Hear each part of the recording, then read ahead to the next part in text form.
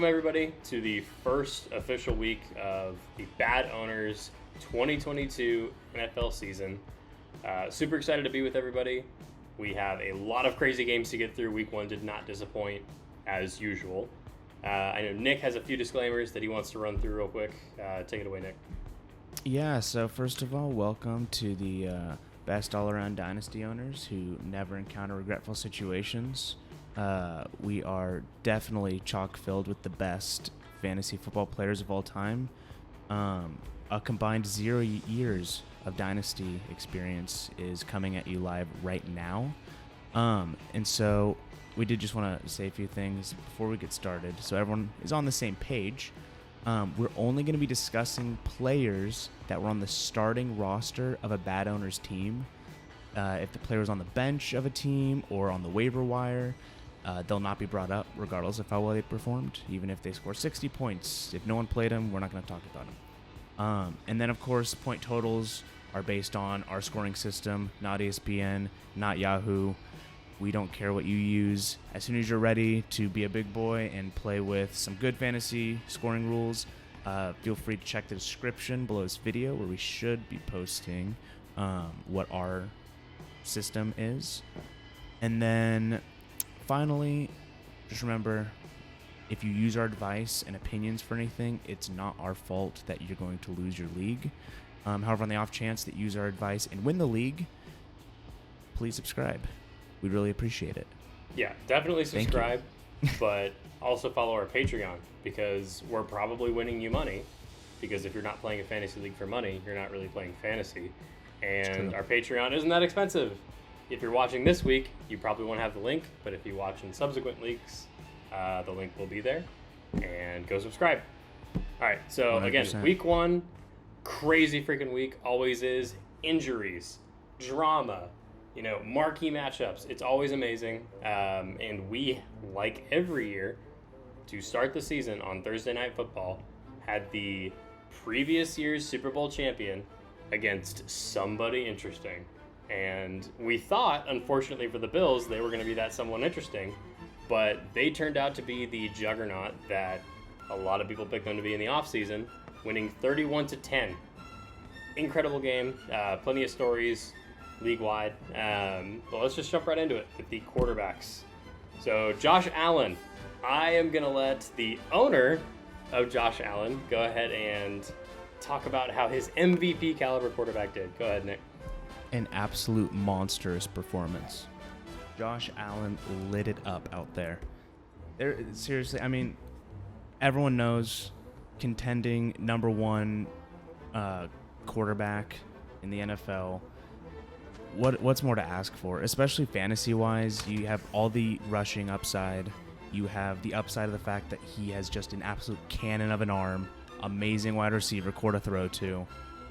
It's everything that you can possibly ask for. It's the perfect pick. If you have a dynasty league that didn't pick him first, you're in a bad league. We happen to be in a bad league, but it's our name, so we get away with it. Somebody picked Jonathan Taylor. I'm still convinced it was auto pick. Seems odd because Josh Allen is absolutely insane. Next, we have Matthew Stafford, who is on the complete opposite side of that spectrum with 11.8 points. So Dallas Clovers took him around the time you would take, your starting quarterback, if that's not really what you're focusing on.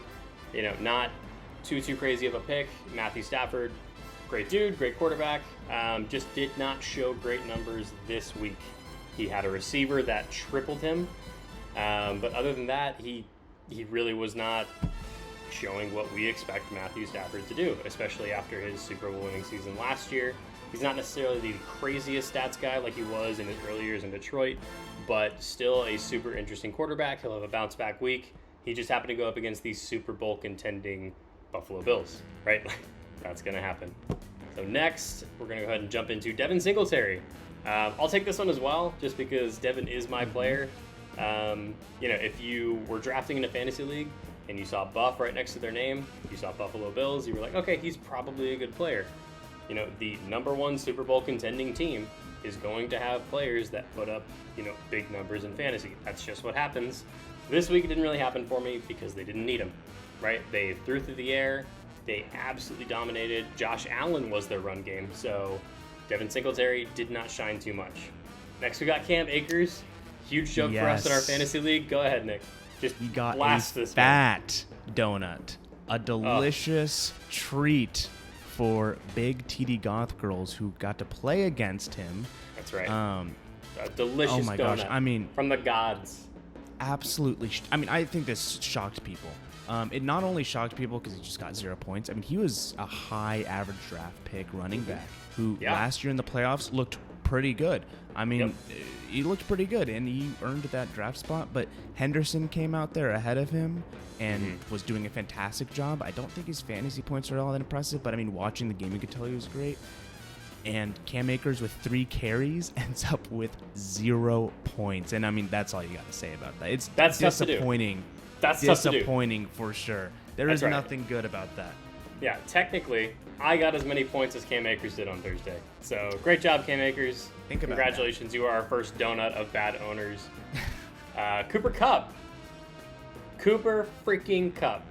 33.8 points, proving that he is not just Matthew Stafford's security blanket, but there had to be like a mob connection here or something. I don't know, right? It's not like there are not other weapons like we just showed Cam Akers, like we just showed, or we're going to show, like plenty of other receivers, but he doesn't care, right? This man won the Triple Crown last year. He is an absolute threat anywhere around the field.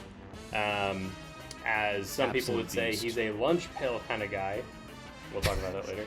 A little scrappy. Just because he's white. But yeah, Cooper Kupp, probably the number one receiver. Well, he is the number one receiver in the league right now. I'm sorry. I'm not going to debate it with anybody. He has backed it up. 33.8 points. Great pick by CD's Nuts, and I'm sure he'll put up production for years to come. Next, Stephon Diggs. I've got somebody over here that is very fond of his brother, so True. I think you should take this one. Go for Stephon Diggs, absolute beast. Also a top 5 wide receiver. Honestly, kind of a wide receiver showcase for the Thursday night game. Oh, totally. Just another super safe pick. I mean, you're never going to be upset playing Diggs every single week. There's really just not too much to say about it. I mean, I'd almost argue at this point he's an uninteresting fantasy pick because everyone knows what to expect out of him.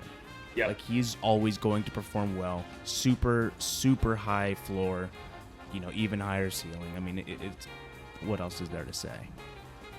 I mean, there really isn't, right? Again, Stephon Diggs, incredible player. By any metric you look at, 26.2 points, definitely outpacing his projected totals. Look for him to do that throughout the year, right? Especially in such a pass if you have Stephon Diggs, you drafted well. Bills. I think he's in that perfect range where like you can go with a lot of guys. You got a top 5 receiver, good for you. TD Love and Tudgaze in the Bad Owners League, incredible pick. On to Gabriel Davis for the Dallas Clovers. He was their deep threat this game. He helped establish a lot of things, but 18.8 points, I didn't see it coming. Especially against that Rams defense. I did not see this coming. So, yeah, great for Gabriel Davis. Just Gabe Davis. Allen Robinson. In perfect fantasy form once again. Absolutely devastating all Allen Robinson owners every which way. There are so many Allen Robinson owners crying every year. Like, there has to be a support group at this point, right? There must be. I mean, I think the last time I took Allen Robinson was 2 years ago, and I just, there's no way. You were like, never again. You quit the stuff. You were off. I don't get it. He's such a good receiver, and he shows it all the time, but, I mean, and if you look at the last game, Stafford just wasn't thrown to him, and you know what? It doesn't matter how good a receiver you are. You need to be getting the ball thrown to you in order to get fantasy points, and that's what we're here to get, with fantasy points, not the best players. That's right. You're a great football player. You clearly contribute to winning everywhere you go. The Rams have been great with your service, but you're just not a great fantasy player.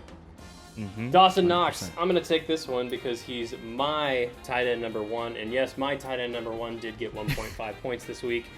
He is on the Buffalo Bills. I expect him to have plenty of bounce back games throughout this season. I'm expecting somewhere from 8 to 15 points every week. I do not value the tight end position the way a lot of people do. As my friend over here, has said before, tight ends are like Siths. There can only be 2 good fantasy tight ends at a time. And, this year is probably going to prove to be the exact same way. And Dawson Knox, you are probably just outside, if not the 10th best tight end in the league. I don't expect you to perform for me every week. You didn't this week. Thanks a lot. Von Miller. Absolute house.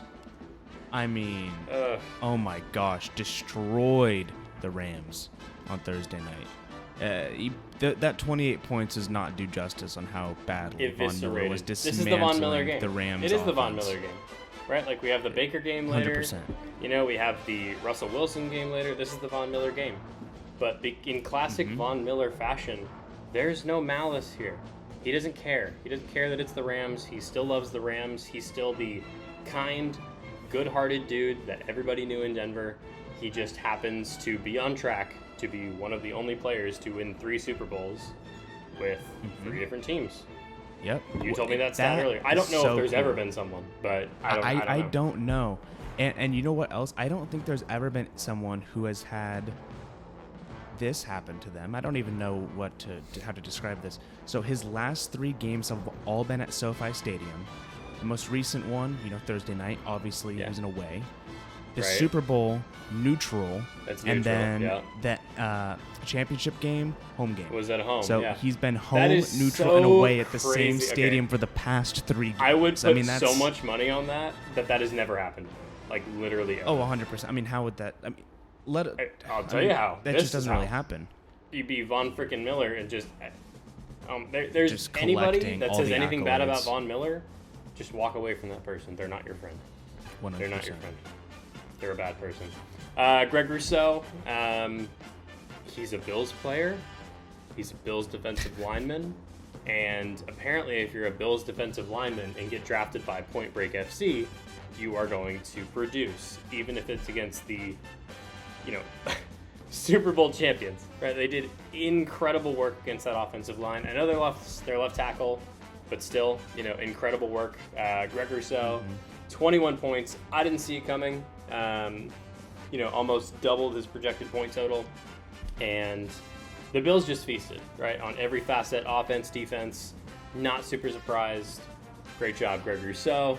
Aaron Donald. Nick, you love Aaron Donald. I hear you talk about him all the time. I mean, everybody 100%. talks about him all the time. But an absolute beast of a player. I mean, there's no one else that can play, inside the defensive line and put up numbers like he does. I mean, that's absurd. He puts up edge rushing numbers from inside of the defensive line while getting double teamed, while stopping. He has to get double teamed if he's on the interior. To be fair. Oh no, 100%. They're still keying in on him though. They're still keying in. You don't have to double team. Exactly, and it opens up so many options for the rest of your team. It's so much. He is a game changer. That's nothing new. But fantasy-wise on Thursday, I mean, 13 points. It's not a bad showing, but it's definitely not what you're looking to get out of the caliber of player. That's the crazy Aaron thing. Donald. That's the crazy thing about Aaron Donald is that he got 13 points and you're disappointed in him, right? If you own Aaron Donald, like the big TD golf girls do, I mean, he is going to pay you dividends. He will win you at least 1 or 2 weeks this season. I guarantee it. He's incredible. Ed Oliver. Looks like Point Break isn't 3 for 3 on Bills defensive linemen. Not 3 for 3, but hitting so big on the other 2, it really does cancel Ed Oliver out. I mean, you're not going to have 3 people feast every single time.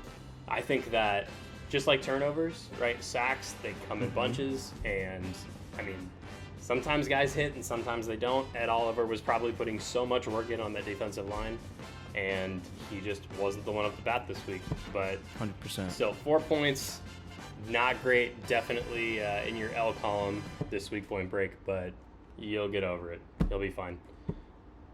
I mean, Legion of Boom has entered SoFi Stadium, right? I mean, I guess. It's funny, like, it was weird for me just even seeing Bobby Wagner. I was like, not a Seahawk, in still some of the coolest uniforms ever. Switching over to, in my opinion, the worst uniforms in the league. But what didn't change, right, regardless of the clothing, was that he is still Bobby frickin' Wagner, right? There's a reason that, for years, I'd say like until Micah and Tremaine and like all of these amazing, linebackers came in, Bobby Wagner was the dude. Like, if anybody asked who's the best linebacker in the league and you didn't say Bobby Wagner, you immediately knew more about that person because they didn't know that much about football. Right? Bobby 100%. Wagner is an incredible player. 21 points. I mean, he was projected 17 points. This man is not young, right? Like, he is established, and he is not going anywhere. Super glad to see that he's now on a contender again, and I hope that he gets back to the playoffs and just absolutely wrecks for people. Tremaine Edmonds. I mean, along with the rest of the Bills defense, I mean, they've just been... I hate the Bills defense. I am over it. It's At way this point, too good. we're beating a dead freaking horse. It's gross. 100%. I mean, 17 points for CD's nuts. I think as you go down, you're probably going to... I mean, the Bills defense is going to be good down the line, right? Yeah. I mean, every single week they're going to show up. They showed it against the defending Super Bowl champs. What else can you say? It's not fair. That's what I can say. I can say that it's not fair. You cannot have the MVP, because he's going to be the MVP. I'm calling it now. You can't have the MVP. You can't have all of these weapons and then turn around. You expect some weakness. There are no weaknesses on this team. And the fact that Tremaine Edmonds, right, a great, incredible, elite linebacker who was projected, to have 15, 16 points, got 17. He got what he's supposed to get because the people that make these numbers know what they're talking about. Oh my gosh. 100%. I mean, I'm over it at this point. I'm over it. Atlanta Cicadas, 13 points for Jordan Poyer, right? There is no way that every single player on a defense should have decent numbers, decent to incredible. Jordan Poyer is the perfect example of that, right? Great defensive back. Everybody else on his team hit, and he still gets to hit. I mean, is there anything else to say here? Like, am I missing something? I mean, the fact that 13 points is a little disappointing out of Jordan Poyer. It's still so serviceable, amazing. though. Who cares? Exactly. You're It just goes nothing to show off. how high his floor is, right? I'm curious to see, especially because it seems like defensive players are very, inconsistent week to week. And so it's going to be really fun to watch the Bills' defensive players and see, I mean, is it going to be different? Like, are they just going to every single week absolutely destroy whoever I don't know, they're but playing I and will, rack up who's points? looking at the Bills' defensive players every week? Point Break. Who? Because Oh, yeah, 100%. you cannot have this many defensive players on the same team and hit as well as you did every single week. Like, I hope you do, right? Unless I'm playing you. But I don't know. So far 100%. you're right, and so far I'm wrong. Jalen Ramsey, another one of my players. So in this game I had Dawson Knox, Devin Singletary, and Jalen Ramsey. So every single possession was really, really fun if it was on that side of the ball. So 12 points. It's weird because, like, his projection was actually lower than that. You see Jalen Ramsey, you see some of these big names, and you assume, oh my gosh, they got to get, like, crazy numbers. But he's got that weird Darrelle Revis effect for some reason because, like, he still gets targeted probably as much as any other back. But, he puts up, 12 points because of solo tackles because he probably had one of the worst games of his life, right? Like, I don't know, even like the playoffs last year, there's something going on with Jalen Ramsey. I'm not sure what it is. I am excited for the bounce back. He's still considered the number one cornerback in the league by most people, not you. We'll talk about it when we get to it. I don't want to get into it now. But Jalen Ramsey, 12 points. You sucked as a football player, but you showed up as a Dynasty League defensive player in a league where solo tackles give you 2 points. And that's all that matters. That's all that matters to us. That's all that matters. And Taylor then you Rapp. did not show up for me. Taylor Rapp. Oh my gosh. Oh, I love 5 this points. man. I love this man. Not because I was going against you and he only got 5 points. Like, I love Taylor Rapp in general because his story has got to be so weird, right? You're surrounded by the Aaron Donalds and the Matthew Staffords and the Jalen Ramseys of your team, like the most Hollywood team ever. And you're probably one of the worst players on that team. Right? Like, just you're serviceable, you're fine, but, like, your highlight Twitter moments are some of the funniest ever. Like, look up Taylor Rapp BAAD on YouTube, on anything, and you'll see his, like, own players, like, his own teammates ripping into him. So funny. 5 points. Sorry, not sorry this week, bud. But, yeah, definitely not a great show. All right, and so the first 1 p.m. game Eagles and Lions. You know, the fun thing about the first Sunday, and I guess the first few Sundays, there's so many games going on just because there's no bye weeks. And so you just get a little bit more NFL action for, you know, a little more bang for your buck. So that's always fun. And if you're not watching Red Zone, you are not a fantasy player. Buy it. Oh it's my worth gosh. your money. Red Zone is the best thing that's ever ever. happened to mankind, I swear. Yeah. Yeah, and then 100%. so let's just hop right into it. So we have Jalen Hurts. Let's just jump right Right? Yeah. So Jalen Hurts, huge performance for him. Kind of what you're expecting out of him, being, you know, that dual More than threat what you're quarterback. expecting. Technically. Yeah, no, 100%.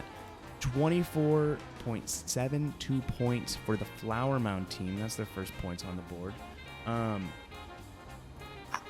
I'm kind of curious what your thoughts on Jalen Hurts from a dynasty perspective. He's obviously a fantastic fantasy quarterback, right? No one You don't thinks want to otherwise. ask me. You don't want to ask But- me. You don't want to ask me. Because the issue with Jalen Hurts is, like, Mhm. yes, he was fine in fantasy last year. Honestly, like, bordering on Yep. great. And this year, starting out to a great Yep, season against the Lions. Against the Lions, sure. right? Like, I just want to make sure that point is Sure. known. And I'm not a rookie quarterback hater or like a young quarterback hater. I am this season. I swear to God, there are so many quarterbacks that I just do not believe in, like even the slightest. And Jalen Hurts is one of them for a long-term option. Exactly. So, I think that, you know, for yeah. the Flower Mound team, great. Like, I think you might have a great 2-3 seasons, and then after that, you're going to be wishing that somebody hits the, you know, Empire rule, and we have a redraft. Well, because unless they get big on I the rookie don't- drafts. if they hit on this, and maybe they are the reason the Empire hits because they have Jalen Mm-hmm. Hurts for the 2022 and 2023 season. I hate Jalen Hurts. I'm just going to Yeah. say it. I do not like him, you know, for a dynasty pick. If I was in a one-year fantasy league, he would be my top option. I love him. But, you know, going forward, we'll see if he's still the Philadelphia quarterback because I think they have a really, really great team. And I feel like he is the one reason that people still, at the beginning of this season, chose the Cowboys, you know, to win the NFC East. Like, it was so close, but the fact that they still went with that team over this team is because of the quarterback. Put any other quarterback on this team, they are the clear favorite to Yeah, win I that think division. fantasy-wise, it's just I an don't know. issue with whether or not you think he's going to be here long term.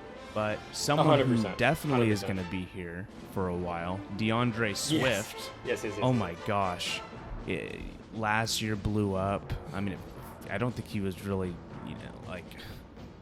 I remember him in college, and the only reason I remembered him is because he might have the most badass running back name I have ever He's heard. awesome. DeAndre The whole package. freaking Swift.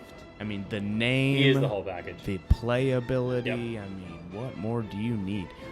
And it doesn't hurt that he's, you know, on a team that struggles a little bit with the passing game. You'll notice Jared Goff didn't 100%. come up as someone anyone started. Yep. And so DeAndre Nope. Swift is going to do amazing things for the Dallas Clovers over Yeah, the next few years. He's not just your bell cow back, like he is your offense some days because, again, Jared Goff is your quarterback. So, great pick for the Dallas Clovers, 100%. We'll agree with you there. Miles Sanders, also in the Dallas Clovers. This must have been a really fun game to watch if you're a Dallas Clovers owner. I have not had one of these yet where I have like a marquee matchup between like my two receivers or two running backs, but it's got to be super, super exciting, especially when they're both performing pretty well. So both went above their initial expectations, and Miles Sanders actually doubled his original projected points. Like that's a great game. Hope you had a good time. It was like what, 38-35? Yeah, 38-35. Like that's Eagles that's win it. it. Yeah, Eagles win it. Great game, great picks, super exciting running back matchup. AJ Brown, huge draft day deal for the Eagles, right? Taking him from Tennessee, which I mean, I don't know, it shocked me. I think it shocked a lot of 100%. people. I think it probably shocked him when he learned that Jalen Hurts is going to be throwing him the football. But it doesn't seem to matter, at least if you're a fantasy owner. I'm not sure if he's going to enjoy his tenure there in the long term, but for now, 25.5 points. If you're the Flower Mound team, that is an incredible pickup. Love A.J. Brown. You know, his first year as an Eagle, starting out on the right foot. Then it's the Sun God. Nick, you love this guy. No, I do not. I have in a different league, but not in this one. Unfortunately, I wish I did. The Sun God, 20.4 points for CD's nuts. I mean, this guy is awesome. Last year, there was a stretch of time in which he, I believe, was the number 2 fantasy wide receiver.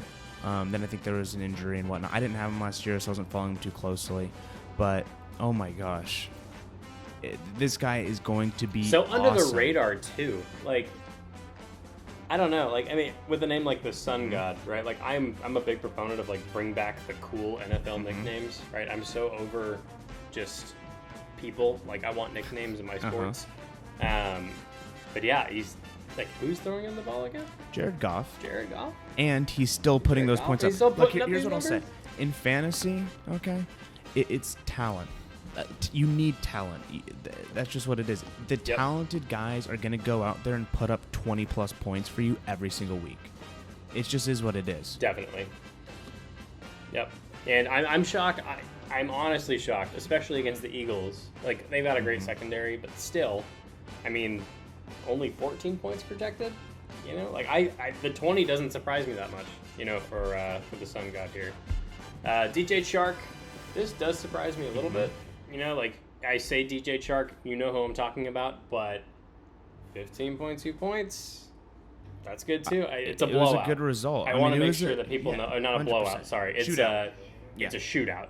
Sorry, not a blowout. It's a shootout. So like everybody is going to get high points in most shootouts if you are on that receiving core.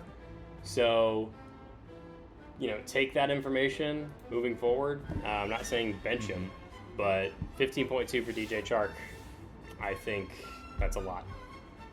I wouldn't expect it moving forward, personally. I don't know what you think, Nick. I mean, it's so hard to tell. I am a big believer that each season is so different from the previous one. Who knows? I mean, maybe the Detroit Lions are going to become a fantasy powerhouse. I mean, you never know. Like, any season, it's happened NFL, before where we have crappy teams like that definitely rise above. Yeah, I mean, and they score. I mean, they scored 35 points. That's what you need out of a fantasy team. It doesn't matter if they lose. I mean, sometimes it's better if your team is losing in the season because, you know, people play a little harder. They're more incentivized to play their starters and whatnot. And so, you know, I don't hate the Lions at all, especially for fantasy reasons. Like, I think that there's a lot of potential there. I'm not saying that it's a sure thing, like the Bills, for example, but I mean, there's a ton of potential right there. I don't know. Yeah, I mean, we'll see moving forward. It seems like they have a lot of talent in areas that you would not expect when you see what they usually put on the field. Right. So, looking forward to it. That is the first points on the board for the Irving Indica. Donut. So much Donut fun. alert for Nick. Donut alert. Devonta Smith. I mean, donut. What? There's nothing to say here, right? I mean, in a 38 to 35 game, 0 points. Donut. What? I don't know. The donut.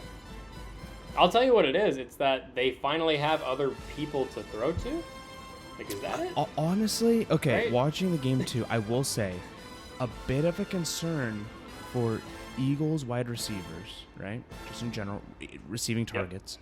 Jalen Hurts seems to be very run happy. He seems to kind of look at his. Again, I don't know the stats on this. I don't know. I'm just a guy, right? I'm just watching my TV. But he seems to kind of look at his first option. If it's not there, he runs it. Tucks and runs, right?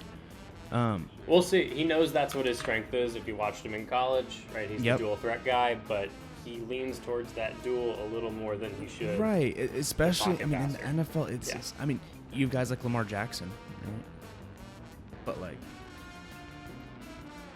Yeah, Lamar has transformed himself. He's, you know... 100%, and... Totally different. We need to make sure that Jalen can do that. Hey, I already talked about how I feel about And Lamar can throw, so, I mean, we're getting off topic, but Lamar is a cannon. Like, Lamar is... the quarter... Like, nobody thinks he's a running back anymore. Right, like that. Right. If you're still saying that, you haven't watched in 2 years. So, great stuff. Dallas Goedert, This is the typical, I have a top 8 tight end number. I expect him to get this each week. Mm-hmm. There is really nothing more to say about this. 100%. Yep. Great job. Flyer Mound team, you have a very serviceable player for the rest of the season. Enjoy him. What did I just say? You can basically say the exact same thing. TJ Hawkinson, I don't know. He might be like, he's around the same caliber, in my opinion. Agree. To Dallas in Goedert. that sort of second Dallas tier has, of tight ends. Yeah. Assuming Sure. you're not having like a Travis Kelce. It's just saying a lot because the second tier has so many more people than the first tier. Right? Yeah. Like there is a drastic drop off. 100%. So, yeah, TJ, great job. Josh Sweat, defensive line, 7 points. When people are scoring 35 points on you, even if you win, and your team is also scoring 35, 38 points, means you did not get a lot of pressure on that quarterback. Right? 7 points makes sense to me.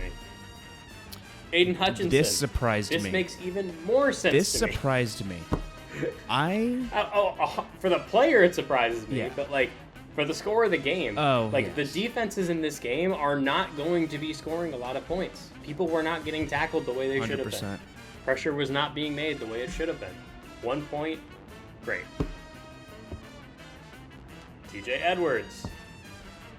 That does surprise me a little bit.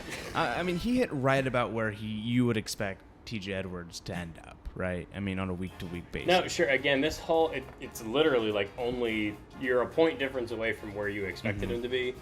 But Tudgay's great job. You had a linebacker who gave up 35 points on his side of the ball, still get 15 points. Consider that a victory. All you need.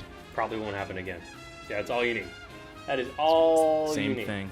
Yeah, I mean, Eagles linebackers, same thing. He was even projected less points, right? Like a little more points. Right. I think I remember that correctly. Yeah, like a little he more was points. projected about 16. So he technically didn't hit his number, but even getting 14 in this game, be happy with that, right, Nick? Oh no, 100%. I mean, it doesn't matter the result of the game. It matters what you are getting out of it. Be selfish. He got 14 points, which admittedly you could go a little higher, but 14's not bad. Yeah, sure. I mean, if they're moving the ball down the field, those linebackers and defensive backs, they're the ones that are still going to be getting points, right? They don't hit a touchdown every time. Almost every time, apparently. But like you're still getting tackles, right? The defensive line, they're the ones that aren't getting pressure. That's where you're going to see the lower points. But, I mean, still, I would have expected this to be lower based on the score, but glad to see that the Atlanta Cicadas at least had a 14-banger on one of their linebackers. Hassan Reddick, he also lines up, on the line a lot. He kind of got that treatment, based on the game score, personally. Yeah, I mean, 5 points, nothing to write home about. Nothing too exciting. Nope. Just one of those games. Not a great score for you. And now we go into our next game. If you watch this on TV, the weird thing about TV in the NFL is no matter like how much it's raining, you can never really tell. Yes. I don't know like if there's a camera trick there or if it's just so far away. I know it's like underneath the awning technically, usually like on the right side of the field where they like have the cameras. Right. But this was an absolute monsoon in Soldier Field. If you can tell when the players were running around and sliding and whatnot, it looked like... Oh, that was great. You can tell once they're doing like the cute glamour shots when they're coming back from commercial. Yeah. But like it was very difficult to tell watching the game that they were literally playing in that much rain. So again, 10-19. We'll get into how I feel about the San Francisco 49ers here in a second and some of their players. But interesting game. I don't think a lot of people picked Chicago to win, and I mean we'll go forward and see what that did to fantasy numbers. So Nick, you go ahead and talk about Justin Fields. I'd like to take the other quarterback. Of course. If I may. Right. I mean, Justin Fields, Bears quarterback. I think what I will say is that he is very controversial right now as far as if you want to keep him for Dynasty, if you want to get rid of him. I think there's some concerns on whether or not he's going to be a Bear long term, whether or not he's got that it factor that's going to keep him as, a starting quarterback in the NFL. I don't know. I think it's so early to tell. I mean, not everyone is going to come out your, first few years and absolutely light it up. And especially, and we can maybe talk about this on a few other players too. I think all of the players from this game, like you said, it was in the middle of a monsoon. Like, yes, you're going to see lower numbers. It is what it is. That's how it works, right? You might see actually higher numbers from like running the ball, but still lower than what you normally expect. So, yeah, sure. I'm actually higher on Justin Fields than a lot of people are. Again, his projection was 17. I'm not saying he's like the next Mahomes or the next Rodgers or whatever, but like I do think if you drafted him in fantasy, he will pay off somewhere eventually. Again, I don't know if he'll be the Bears quarterback, but isn't he kind of a perfect Bears quarterback? Right? Like, well, the Bears don't really have a history of having... But he's there, and you feel like he'll stay there for The Bears while. just don't like, have a great safe quarterback history. Out of all the crazy people. Yeah, I mean... I think Justin he's Fields is one of those guys that just like, I mean, like you said, he's not the next Patrick Mahomes, but he's not a total bust. Not everyone's going to be a top 10 quarterback. Especially not in a monsoon. He was 3 points less than his projected, playing in, like, again, not rain. No, it was terrible. It was crazy. Watch the footage. Watch the footage. Trey Lance. Now, this man, I don't care if it's rain, snow, shine, whatever. Trey Lance is not your quarterback unless you're the Dallas Clovers. Dallas Clovers, you took Trey Lance. I appreciate your leap of blind faith. Because that's essentially what Trey Lance is. True. And every weird situation he was put in last year, as the backup to Garoppolo, they'd try him like a few trick plays, they'd try him here and there. Fine. He has one of the worst completion percentages in the league already. This is his first full year starting. I am shocked that a Shanahan saw this man play and said, yep, he's my QB1. That just shows you how much they were over the Garoppolo experiment, in my opinion, and not how much they were ready for Trey Lance. So 11.96 points in the rain is more than I expected him to do, but that's still not good, right? For our fantasy projections, he was projected 19.41. Nick, why do you think that is? Because I think I know the answer. Fantasy-wise, I'm sure you do too. It's 100% the rushing upside. I mean, a dual-threat quarterback is going to naturally generate more points. I mean, you score more points per rushing yard than passing yards, so that's why you're going to see dual-threat quarterbacks with a high projection. Okay, yes, I'm also saying that without Trey Lance, that is the best team in the NFC. Oh, 100%. Any serviceable quarterback 100%. there. Look at the weapons that this man has, right? Like, you and I could go out there and probably score some points, right? I mean, not actually, but like I'm just trying to beat home the fact that like the reason Trey Lance will do well this year is because of what is around him, not what he is. I definitely think Dallas that Clovers, there's I hope that every rookie quarterback works out because I love Dynasty and I love seeing players mature. Yeah. Right? But I am so far gone from the Trey Lance experiment that maybe I just need to reel myself back, but we'll see. We'll see. It was a monsoon. Right. It was a monsoon. This surprised me, actually. Considering the weather, I really thought that the running backs were going to do better than what they did. Only one running back was actually started, so we're only going to talk about David Montgomery. But I would have expected him to do a little better. I mean, it's heavy rainfall. You're going to do a lot of short dump-off passes, Yeah, you take the air out of the ball. Exactly. That's what you do. Throw short, like quick passes, short, quick screens to your running back. That's what you do. I mean, I don't really know what happened here, honestly. And, but, the Bears got it done in real life, so that's all that matters to them. Yeah, sure. I'm sure if you turned on the TV and you were Point Break FC and you saw rain and you knew David Montgomery was starting, you were probably really happy and unfortunately ended a little disappointed. Exactly. But 8 points it's not gonna nuke you for a week. All right, Debo. This is another one. Not his fault. Shocked. It's not his fault. It's not his fault. He's playing in the rain with not Justin Fields. Oh my gosh, with Trey Lance. I mean, I will say that's gonna happen. How often 11.6 Debo points is fine. Lined up in the backfield, like in a tailback situation. No, that's fine. Yeah. Or running even just jet sweeps. The most... I would have thought they'd use a lot of. I mean, because again, the weather, quick easy passes, get the ball Yeah. moving to a player who can make people miss in the rain. I thought he was going to do a little bit better. Again, I'm not upset about it.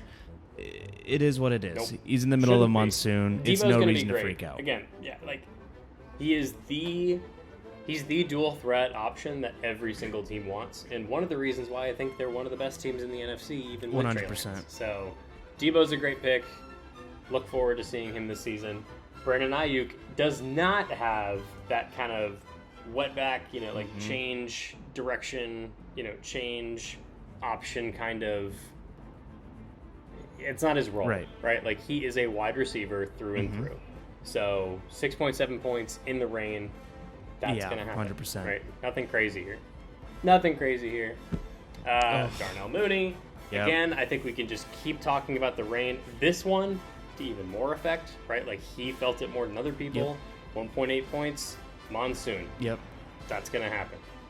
It really stinks to be the Nukes right now in this 100%. game. But it doesn't suck to be a Castle Rock rocker, because if you have Nick Bosa on your team, the rain only helps him. He's slippery enough as it is, right? Swimming past your offensive line. And 19 points, he had his first sack of the season. Love to see that. I'd love to finally see him on his Defensive Player of the Year campaign. And I think he is off to a rip-roaring start at 19 points. I mean, do you have anything to say about Nick Bosa? I kind of want to hear you talk about it. No, I mean, the only thing I have to say about Nick Bosa is that there's only one player on defense you'd rather have in that game, and he's up next. Right. And that is Roquan Smith of the Plano Nukes, an absolute beast. Yeah. The best up-and-coming linebacker in the NFL. I'd love to see an argument another way. What? As far as up-and-coming, he's not the best linebacker. He's 1B. He's 1B. We all know who 1A is as like the number one linebacker. Okay, that's fair. That's fair. Yeah. That's a good point. Roquan Smith, the number 2. Roquan, best up-and-coming he linebacker. did what he was going to do. The only linebacker who's up for a contract right now. That does make me a little nervous, I will admit. But, 23 points. He went out there, did it in the middle of a monsoon. That should make you excited. Hit him with those swim moves. He was swimming through the rain.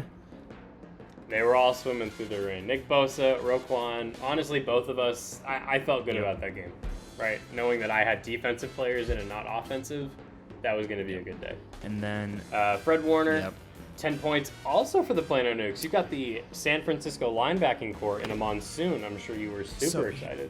How did you feel about Fred's performance? Disappointing. It's great, but you'd expect more from Warner. I am just now realizing with 4 players in this game, 20% of my starting roster was playing in the middle of a monsoon, which definitely probably was not the ideal situation for me. Yeah. No, we'll talk about our end of week awards. I need to start. How bad this monsoon screwed you. We need to name this Hurricane I need Nick. to start checking the weather before these games, because I feel like that would have been something that I should have paid attention to. That's right. You're not a true fantasy owner until you're literally checking the weather of Soldier Field. Right. Yeah. That's how you know you've gone off the deep end. Literally. Exactly. Okay, awesome. Out of the monsoon and into my favorite game of the week. Everyone's favorite game of the week. Because nobody wanted to win it. Nobody wanted to win this game. There were blown calls. There were missed extra points, missed field goals. Plenty of talent on display. I love both of these rosters, aside from the quarterback for the Steelers. But a great upset pick. I think a lot of people, in their upset pools, did pick the Steelers just because it is week 1, crazy stuff happens. But, I consider this a bigger upset than Monday night's game. This one shocked me. Oh, 100%. And we'll get into why. Yeah, we'll definitely get into why. Because Joe Burrow had 20.22 points. The TD Love and Tudgays had a quarterback that turned the ball over 5 times. And still, by the way, ended up with 20 points. And he still scored 20.22 points. How do you do that? I will say. Tell me how you do that. That's your projected. Yep. You hit it. One thing that definitely helped the Tudgays in this specific scenario is our scoring settings. Overtime. Only 1 point for interceptions thrown as opposed to 2. Yeah. So that bailed them out a little bit, but still. Well, that and overtime. Like, he gets extra yardage in overtime. Like, he has another chance. So, yeah. But no, the 1-point interception rule will probably be looked at more closely moving forward. Mm-hmm. But, yeah, only losing, 4 points? Because it was 4 interceptions and a lost fumble, if I'm correct. I think so. I don't have the stats pulled up. Yeah, it was either 4 or 3, but it was a lot from, Joey B. Turnover weekend across the whole league, honestly. Yeah, sure. It's a weird week. Week 1 is always insane, right? Like, everyone thinks that, like, their week 1 is the most insane. Like, we think this is crazy. Go back to the week 1 last year, you'll think this is pretty normal. So, 20.22 points in the most insane game. Great job, Joe. You still got 20 points playing that terrible. Joe Talk about him, Nick. Mixon, the absolute legend. The second Joe of the Bengals, right? Yeah, I mean, 21.5 points. What a legend. That's so, of course, this was the first running back I took off the board. That's what you're looking to get out of the first running back you take off the board. There's nothing to complain about. I hate to even say it, but like I almost like don't even want to say like this is awesome. This is what I expect out of Joe Mixon, right? Like that's what I'm looking for each week from him. Interesting. Yeah. No, he's definitely their number 1 option, and in a league where teams are so ready to start splitting carries, like Joe Mixon seems to just dominate that offense. Like every time I see a running back out there, I'm surprised if it's not Joe Mixon. Incredible pick for you. And unfortunately, not an incredible pick for me. We had a running back matchup this week in this game, in this insane game.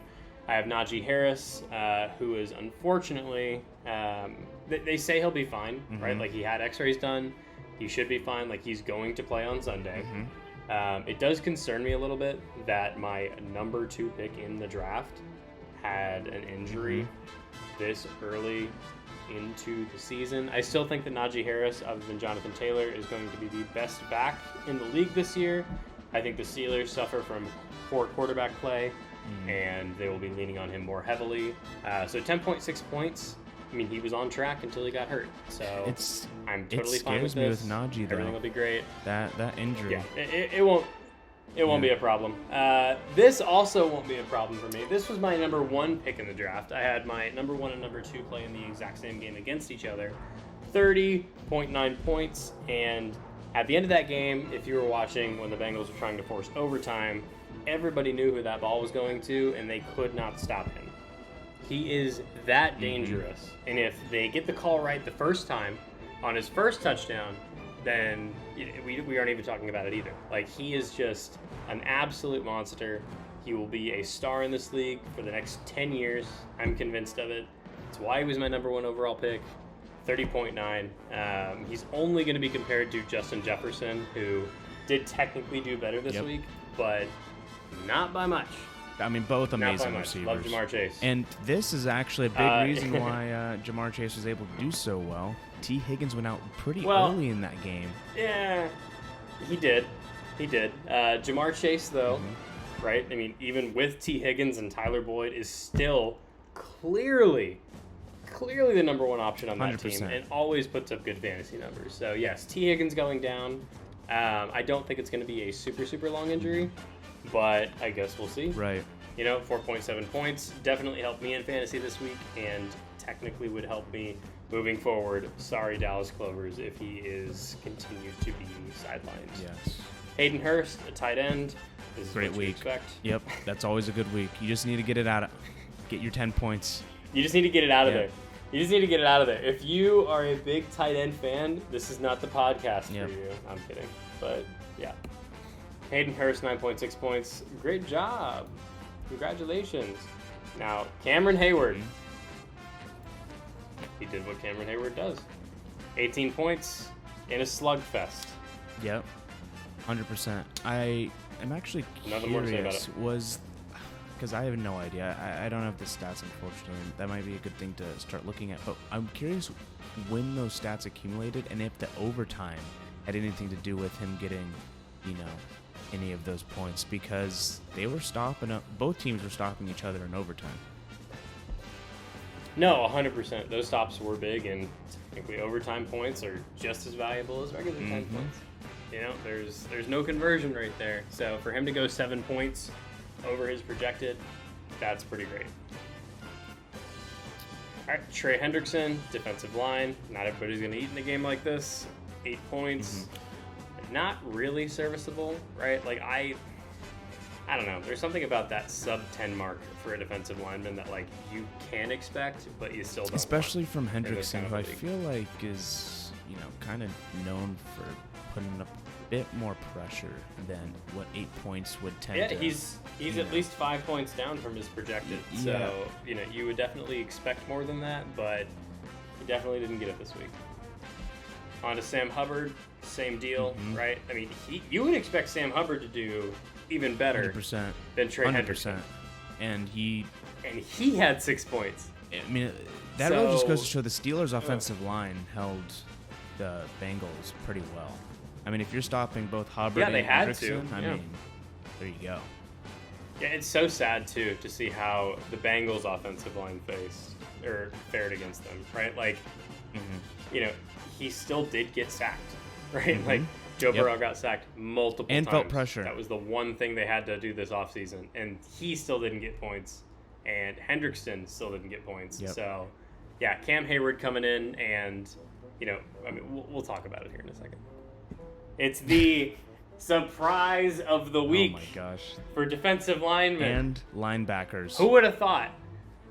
And Both. And linebackers, because the way that we have like our number one players set up, he is the number one for linebackers and defensive linemen. What a beast!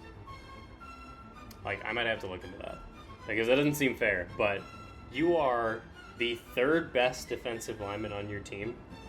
Like, you're a dual threat, but still the third best on your team, and you drop a 40 burger out of nowhere, 44.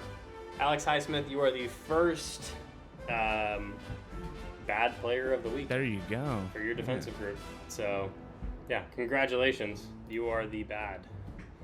TJ Watt. Another reason why, you know, nobody else ate, other than, you know, Hendrickson. I mean, you would hate to be Joe Burrow, right? Like, they do so much in the offseason to try and help you from the offensive line, from a draft standpoint, from free agency, and you just get teed off on by TJ Watt, which is expected.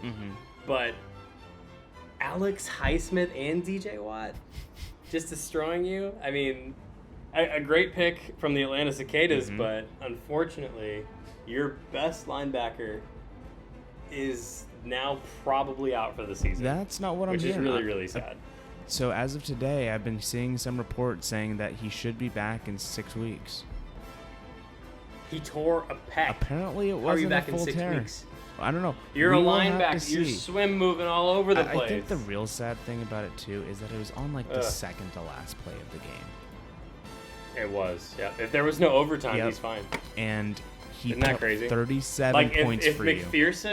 If McPherson hits that extra point TJ Watt's or the fine. field goal, like, TJ Watt is fine. The Atlanta Cicadas are sitting I pretty. bet you... But instead, 100%. I bet you Steelers fans will take that too, especially with this season. Like, they've got the Defensive Player of the Year from last year. They're like, okay, yeah, fine. We'll lose to the Bengals. We thought we were going to lose to the Bengals. Just give us TJ Watt back. But that's not going to happen. But 37 points. It's almost like they're dangling the carrot in front of the Cicadas. That's what I'm thinking. Because they're like, right? This is what you could have had. They give it to you a little bit and then rip it away from you. Yep. That's right.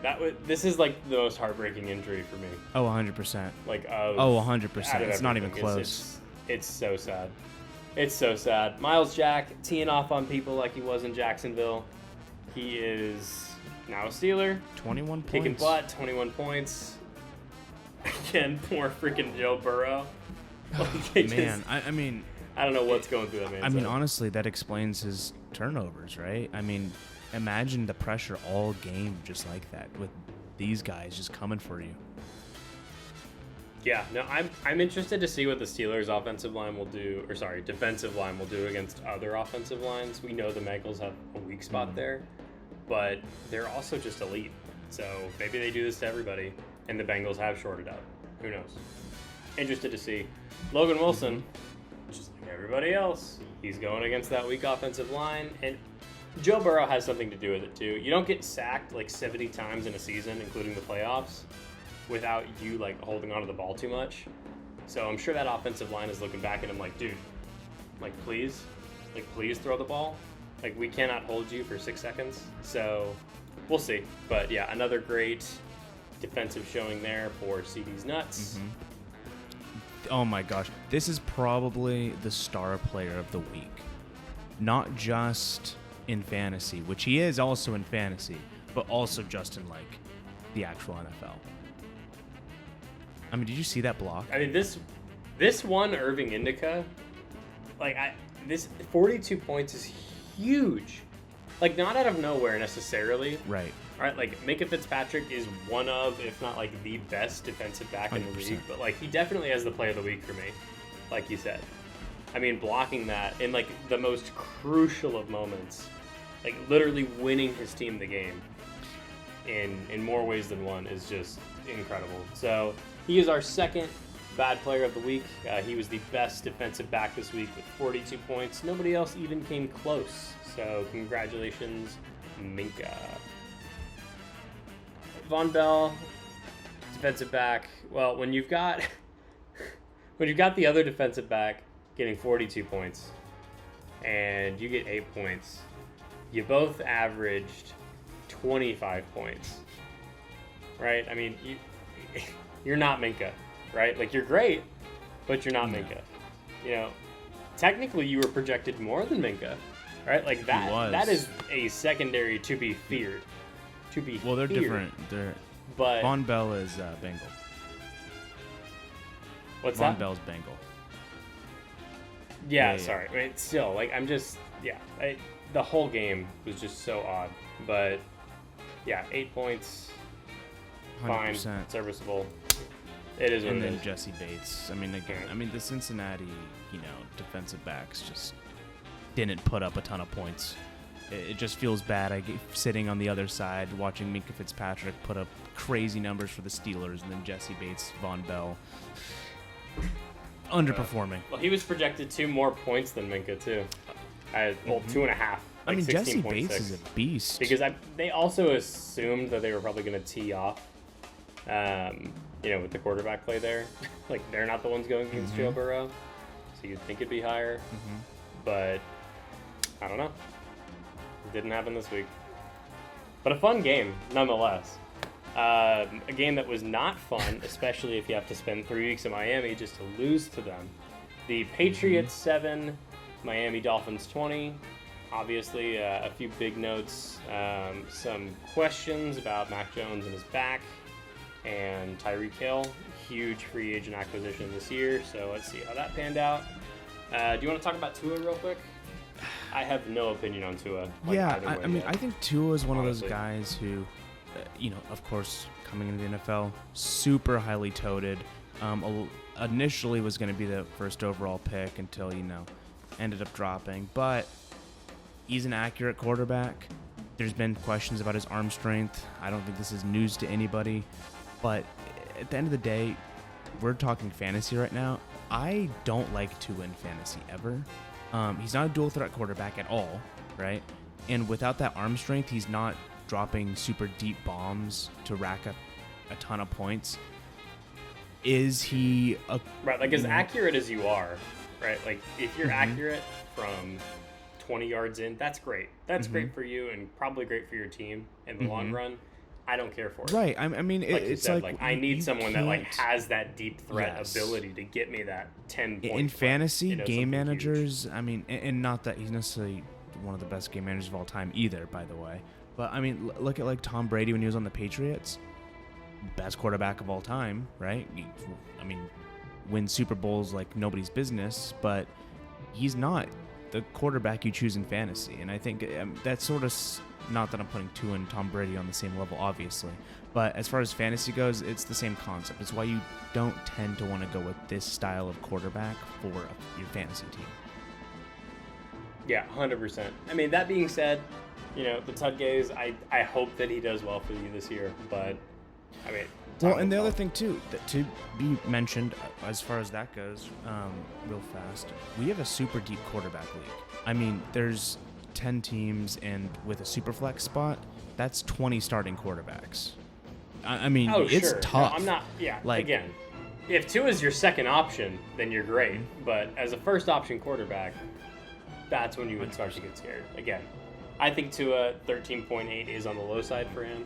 I don't expect him to hit even over 20 every game, but like maybe the high teens. Right. So, yeah, looking forward to seeing him the rest of the season, especially against. I mean, that's a tough division to play 100%. in now. Like, at least just because just the Bills. Yep. Literally just the Bills. Right. Like, even having to face the Bills twice in the year. That's like, tough. That's 2 losses. Right. You've already won 1 division game. You'll probably beat the Jets. You know, especially if they've got Flacco playing for both games, but we'll see. We'll see. Interesting stuff. Ramondre Stevenson for the Irving Indica. After having so many players just go off, right, really hitting those second level players, this was not one of them. Not even close. At 4.7 points, not even close. Jalen Waddle, though, for the Big TD Golf Girls, 17.7 points, just a bit over, what we thought he was going to get. We can do the Waddle. I saw a few people doing that on TV. I love that. Great touchdown. My favorite thing from the Dolphins. It's so fun. It's so just fun. funny. Yeah, funny. And yeah, I think that with Tyreek Hill and Jalen Waddle, a lot of people were concerned about them sort of cannibalizing each other's, targets. And it turns out that when you have 2 really good wide receivers, they both just do really well together. So what do you know, right? They're fine, yeah. I want to say that Tyreek Hill would be a great locker room guy, but we know off the field he's kind of a monster. Right. So not sure if that's what they need for their rookie quarterback. We don't care about that, right? We're not about team chemistry and locker room chemistry. We're about 17 points and 17.7 points, right? That's huge. All right, TD Love and Tud Gaze, you've got the quarterback, you've got the wide receiver. Let's hope the Dolphins do well for you this year. Devontae Parker. Oof. Sorry, Mac Jones was gone. Oof. Yeah. I mean. Yeah, 1.9. For. Not great. Not great at all. At all for 1.9 points. Jalen Phillips, also not great. This game, I'm trying to think of my most forgettable game. We just talked about one of my favorites, which was the Steelers-Bengals. This might be the most forgettable 100%. Which is so weird because the Patriots game. I love the way the Patriots organization plays football usually. It is boring. Yep. But I don't know, they still make the Dolphins Patriots matchups never cease to disappoint because you always assume the Dolphins have a chance to win. Right. But now that the Patriots are just so not the Patriots. Unpatriot-like, you don't care as much. So, seeing this matchup on paper, I was like, cool. Can't wait to watch that. You've got 2, young quarterbacks. You've got, plenty of roster moves. It's just not that interesting. Jalen Phillips is a great example of that, and a donut. This is another donut alert for the For Plano me News. This time. That's your first donut. If you're a first donut, but not your first sub 10, which will be a trend for you this 100%. week, which is unfortunate. Yes. So yeah, now Andrew Van Ginkel. It just didn't happen. I mean, honestly, he wasn't on the field that often. I think because he's my player, so I did some looking into it. He was on the field a quarter of the snaps. I mean, not a high enough snap. That's odd for him, right? I don't know. This one was just a weird one for me. I drafted this guy in the 47th round of our draft. But I liked the matchup. I mean, it's like you said. I mean, it's Dolphins versus Patriots. I get in my head. Yeah, it was okay. I will always take a Dolphins player in a Dolphins Patriots matchup. So I'm not faulting you for the move. I'm just interested in the result. The result is bad. Yeah, Andrew. So odd. Except for here. On the other hand, right? I did it again. I liked Dolphins into Patriots, and this one paid off a little bit better. 15 points from a DB. That's what you're looking for, right? I mean, that's about what Holland's projected. 15 is great for a DB. Yeah. I think that's better than any of my DBs this week. So I was happy with that. That's great. Yeah, one of them is Jalen Ramsey, and the other got hurt. So, yeah, great for me. But yeah, Javon Holland, 15 points. That is super, super serviceable. Kyle Duggar, unfortunate last name, 13 points for the Flower Mound team. in a game like this, when, like we said, it is boring, not too much is happening, it's not a great defensive effort from y'all. I mean, if you hold any team to 20 points, you expect your offense to be able to produce. They couldn't. Agreed. Here. Kyle Duggar with 13. It is Agreed. what it is. Fly around team. I'm sure he'll be great moving forward. Jabril Donut. Peppers, on the other hand, a name that I was shocked to see because I swear I thought he retired. Really? I thought Jabril Peppers was gone. I actually knew that he was still playing because he was my safety in Ultimate Team. So there you go. Interesting. Yeah. So there you go. I don't know. I mean, 0 points. The donut. Like, maybe they just have... Like, is he a roster spot right now as, like, a kind of veteran guy to help people out? Like, did he have snaps? I can look up his snap percentage actually real fast. Yeah, I mean, he's not bad, right? I mean, he's always been Jabril Peppers. Let's see. 18% snaps, not great. So it looks like you're probably right. It's just... It's just yeah, weird. I think it's he's weird just calling it's the Jabril Patriot Peppers way, right? a veteran. Like you sign guy. some old people. Like it's weird calling him a veteran. I don't know. Right? Like he's not really a veteran roster. Is he? Like, would you really take him on as like a leader in the locker room? No, I wouldn't take him as a leader, but like, why else would they? I don't know. He just seems He like might just be struggling with depth pieces, honestly. I mean, how old is he? He's like 27, 26. 28, like around there. He's only Yeah. 26. Okay, Yeah, that's what I'm I guess saying. that's Like, not that far from 26. he's not what you'd usually expect out of like one of those vet signings, where you usually see like the 0 points though. Yeah, Okay, on well, 18% yeah, I don't know. Maybe snaps. something's going on that we don't know about. Maybe he's splitting snaps with some of the bigger boys. But we've got the Baker Bowl next. I was so excited for the Baker Bowl. Yes, I'm so all week. sad that he lost. He put out stupid T-shirts. I love Myles Garrett as a player. Hate the college that he went to, but that's True. beside the point. I wanted him to get like 7 sacks. I wanted him to just absolutely go crazy. And luckily for me, this game wasn't unwatchable. A lot of people said these are 2 of the worst teams in the league right now. This game could be unwatchable. And it was actually game. super, super entertaining, but for the wrong reasons. We'll get into it later. Kareem So Hunt. no quarterbacks from either team. I think this is the first one. Near and dear. This is the first one we've had. No. Yeah, this is the first one. I was going to say the last one, but we had Tua. But we didn't have Mac Jones. Yeah. No quarterbacks from this one. We're just going to get straight into the Castle Rock Rockers' new bell cow back because Devin Singletary didn't do well.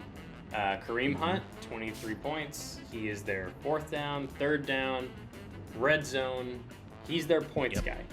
Like if you want a fantasy running back from Cleveland, I'm sorry, Nick Chubb. They will use you in the middle of the field, and then they will switch you right out when they need somebody to score points. So if you got Kareem Hunt like I do, you were super excited with his output this week. 23 points definitely helps me out a lot. Christian McCaffrey. Shocking. It's just, when I think of Christian McCaffrey, I don't even think of football first. I think of fantasy 100%. football first. Like, he is the fantasy football wet dream. 100%. Like, he catches, he scores. Like, you've seen that stupid Amazon commercial where they're like, Love it. yeah, I only had like a 14% Love it. chance to make this play. Yep. And I freaking did it. And I was like, yeah, you did. Because you It's always Christian do. McCaffrey. It's Christian McCaffrey. I don't know. Just a little disappointing, but if your CD's nuts, I'm sure he'll be fine. He was on carry a snap lot of count weird this stuff week. happening in Carolina this year. Yeah. So, yeah, I think he'll be fine. Hey, we just talked about him. You want to talk about Nick Chubb? Even more than I did? I mean, Nick Chubb, you already kind of mentioned it. He's kind of their first down, second down type of guy. Used a lot in pass protection. He's just bigger than Kareem Hunt. He's a more versatile, well-rounded, real NFL football player. But when it comes to fantasy, Kareem Hunt is an awesome option. Now, I don't know if I fully agree with what you're saying about Kareem Hunt being better than Nick Chubb in fantasy, though. I do think that Nick Chubb still has a ton of, use as far as getting touchdowns, goal line plays. But what we saw on Sunday is Kareem Hunt was going in on those and wasn't, a very early option for Kobe, Brissett, right? To be thrown Yeah, to. sure. I think they're playing him right, Yeah. right? Like Kareem's, I believe, a little older. You know, he's got a lot more miles than I think Nick Chubb has at this point, just because of his, tenure in Kansas City before. I think the way they use them makes a lot of sense. And honestly, if they're going to be anywhere by the time Deshaun gets back, it's going to be because of these two backs carrying the team 100%. and that defense. So, yeah, I'm super excited for him, honestly. Like, with that kind of quarterback play with Brissett, I mean, sorry, not Brissett, but they're going to be the reason. Yeah, so DJ Moore. Shocking. 8 points. Shocking. Well, we'll get into why he only got 8 points when we go through some of the other players. But yeah, that's pretty shocking. Or no, we won't actually, because nobody picked him up. Oh my gosh, who was the Carolina wide receiver that went off? Because it wasn't him. Yeah. Why am I forgetting his name? I believe he was a Jet for like a year before. But yeah, DJ Moore, he got some target split because of the person that these unprofessional people right now that are talking to you don't remember the name of. But yeah, DJ Moore definitely did not get as many targets. So yeah, definitely suffered in this game. No, Amari yeah, Cooper, DJ Moore had a lot of big top. What's that? DJ Moore had the... Robbie Anderson. Wasn't it Robbie Anderson? Oh, Robbie Anderson. Did he go off? Let's see. Oh, yeah, 21.2 points. Yeah, I'm pretty sure Robbie Anderson went off. He did go off. Yeah. Yeah. So Robbie Anderson is, if your fantasy league has him on waivers, pick him up. maybe consider that. You know what the funny thing You know? is? You know who has Robbie Anderson? Irving Who? Indica. They played the Oh my wrong God. Carolina receiver. The wrong Panther went in. Oh, that's so funny. All right, let's talk about Amari. This is his first year with the Browns. Tough first game with the Browns. Only 4.7 Very points. Tough. He's got one of my least favorite quarterbacks thrown to him, Baker Mayfield. There's a reason nobody in our league started him. Nope. He's Cooper is not playing being against a really thrown tough to by defense. Baker Mayfield. What's Baker that? Mayfield is on the Panthers. You mean No, I Jacob? know.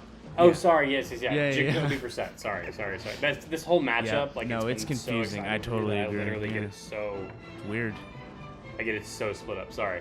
Yeah, like he's no quarterback play, right? Like this whole game was just kind of gross until like the fourth quarter, and then it got interesting. Yeah, let's keep moving here. David Njoku kind of shocks me, Amari. but at the same time not. I mean, I think that this 1.7 kind of summarizes his like fantasy career. I think everyone thought he was going to be a beast when he first came into the NFL. He's an athletic beast, but for whatever reason, it just doesn't quite all come together. Nothing else to say other than that, 100%. For the Irving Indica, another tough one. It's like they are really feast or famine this week. If you look at their players, that's a little tough. Talk about feast. Speaking of feast, Oof. Myles Garrett. Did we both just say it at the same time? That was hilarious. That's absolutely amazing. Yeah, so Myles Garrett feasted on Baker Mayfield, as I thought he would. If you look at his post-game press conference, he was like, it's just so funny. Like, he knew he was going to go off. Everybody knew he was going to go off. 34 points. Big TD Goff girls, you have an incredible player. Expect at least 20 points for more than half of your games. Not saying expect 34. Not every game is the Baker Bowl. I think he had a little extra motivation to go hard in this one. But yeah, definitely a huge boost for week one. Brian Burns. I don't know much about Brian Burns, honestly. I honestly actually don't know either. I picked him up during the draft because when I was doing some research, I saw a lot of good things on him. Before this, though, I really didn't know anything about him. I'm sure it has nothing to do with him. More so, just I don't know that much about the Panthers' defensive linemen. But how dare you?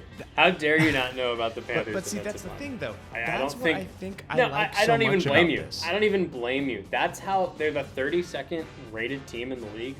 Nobody cares, right? But 13 points. That's fine, right? They're defensive linemen. They're going to score less points than most players. So it is what it is. 13's great. Jeremiah Owusu Koromoa.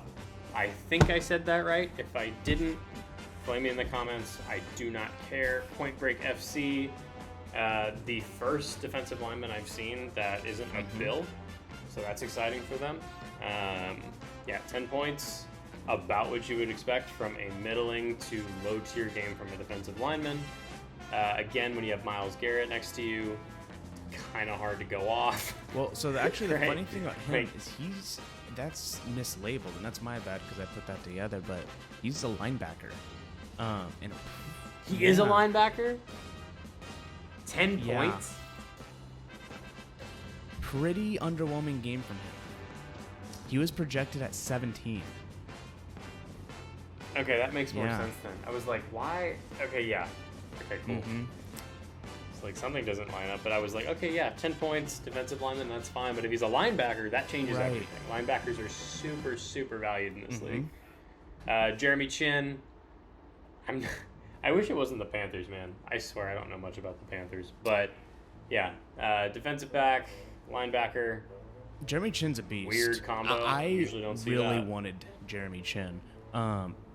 I don't know much about their linemen, but Jeremy Chin is awesome.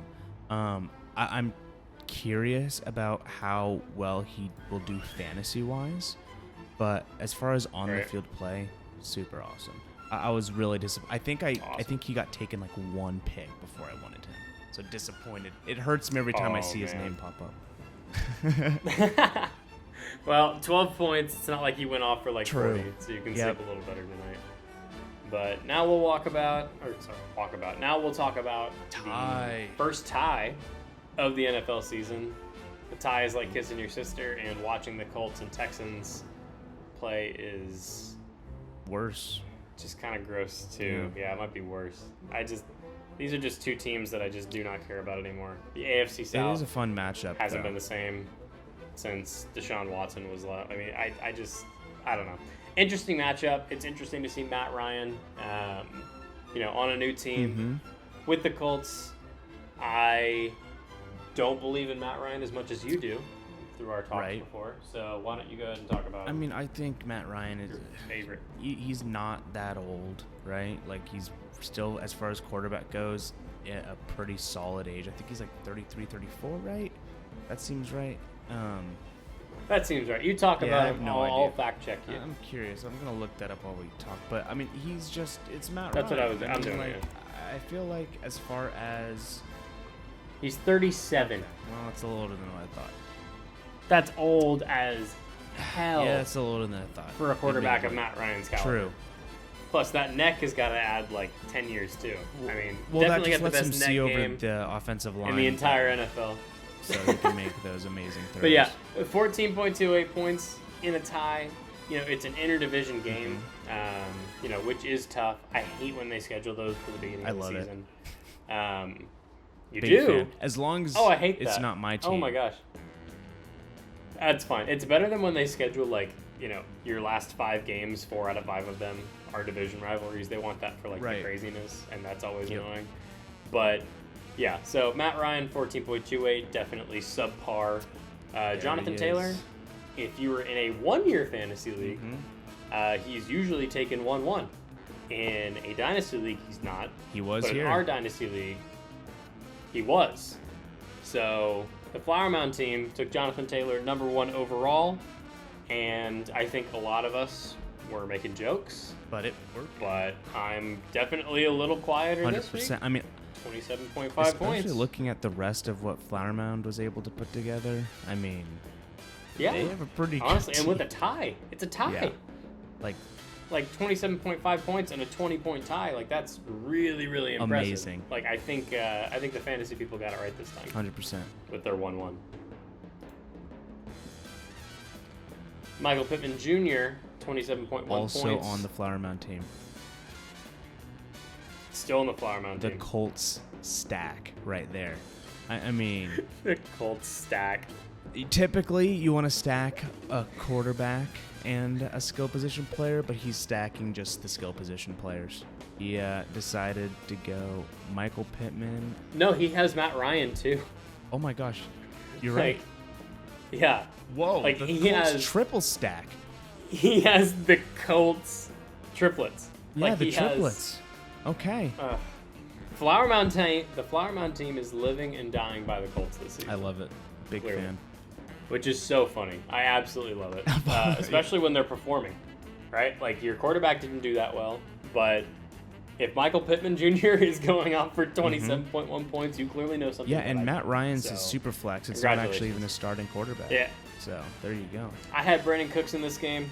It was one of the games that I didn't actually watch live. It was just on Red Zone, and then I saw a few highlights.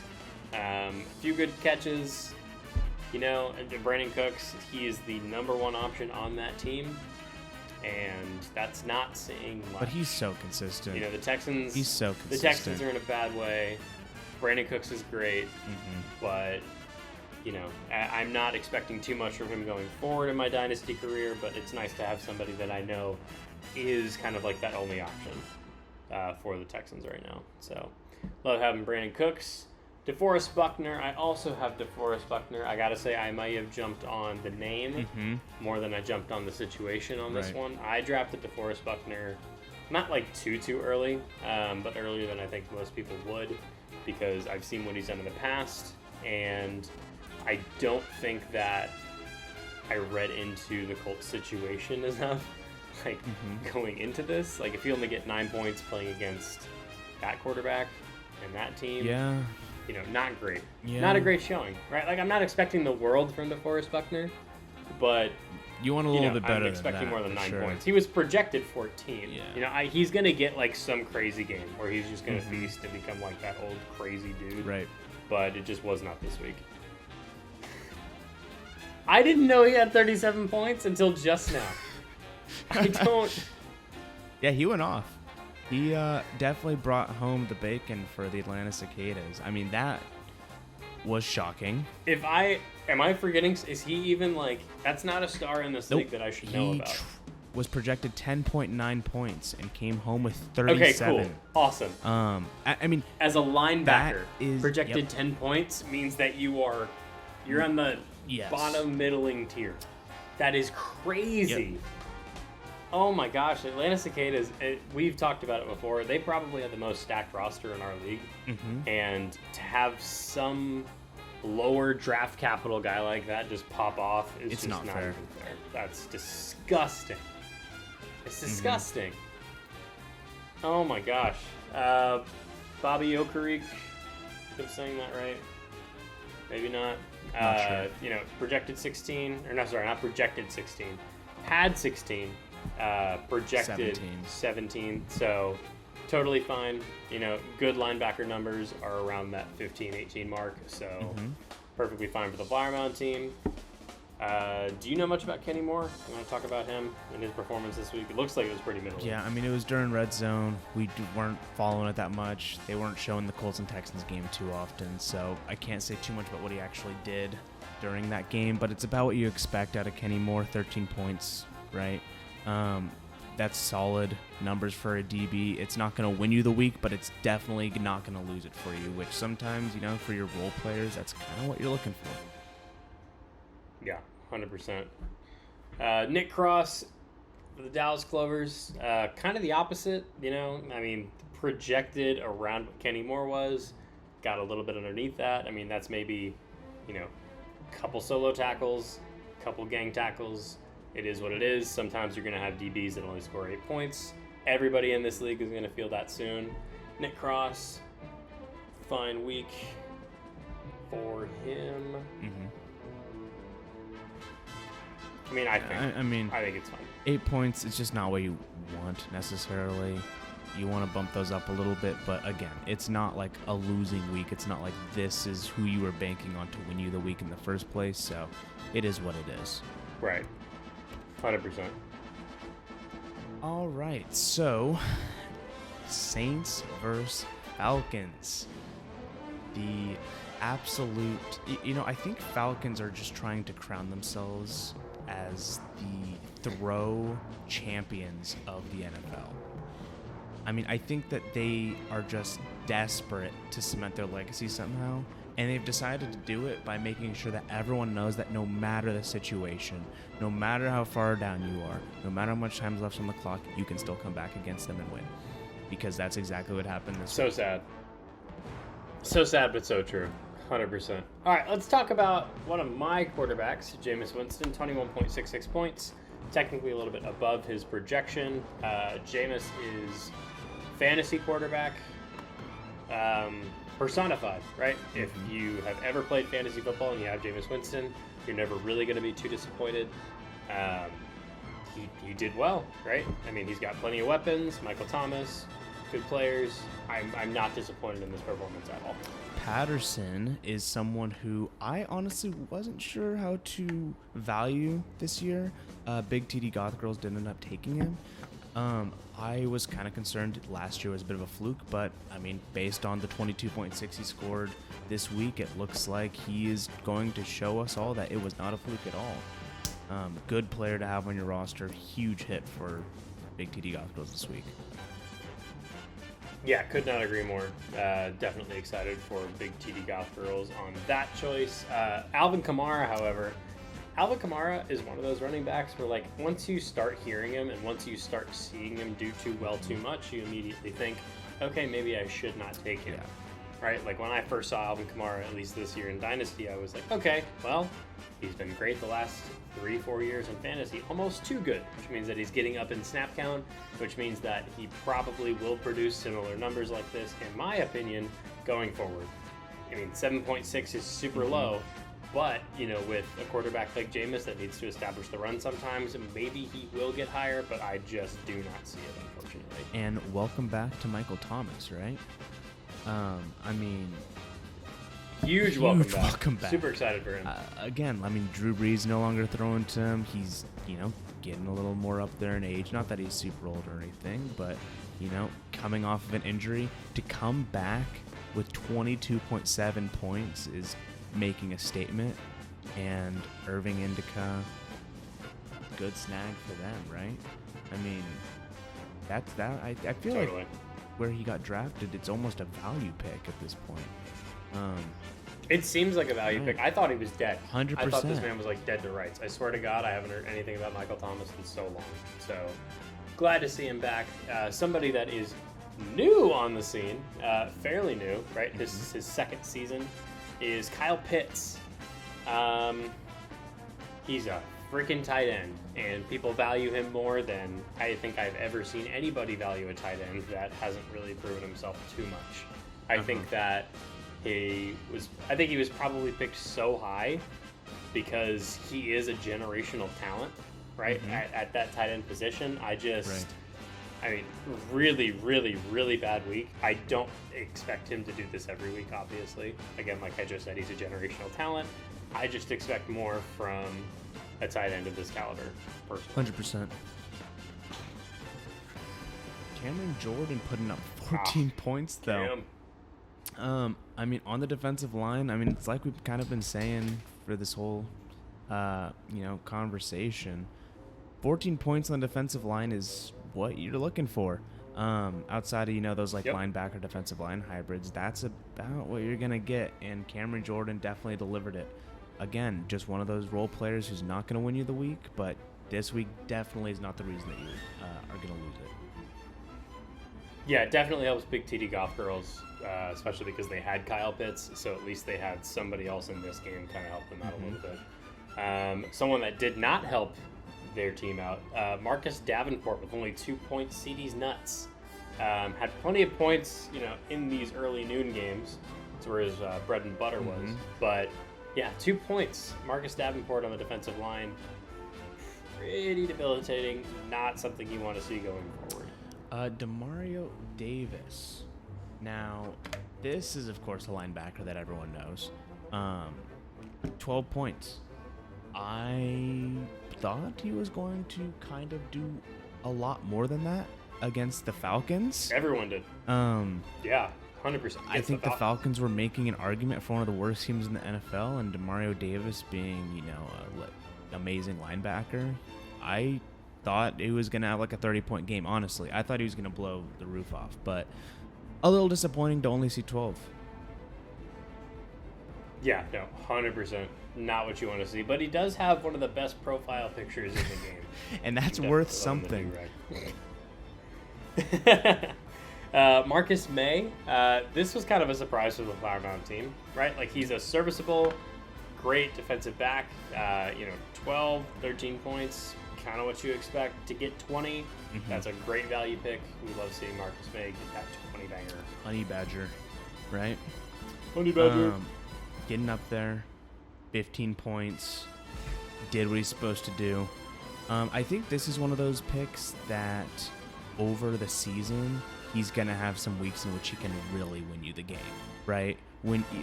If he goes off, he will go But off. you said, he's also getting up there in age. Yep. So he's also going to have those age weeks where you do not see the Honey Badger, because we've seen that the last 2 seasons. Right.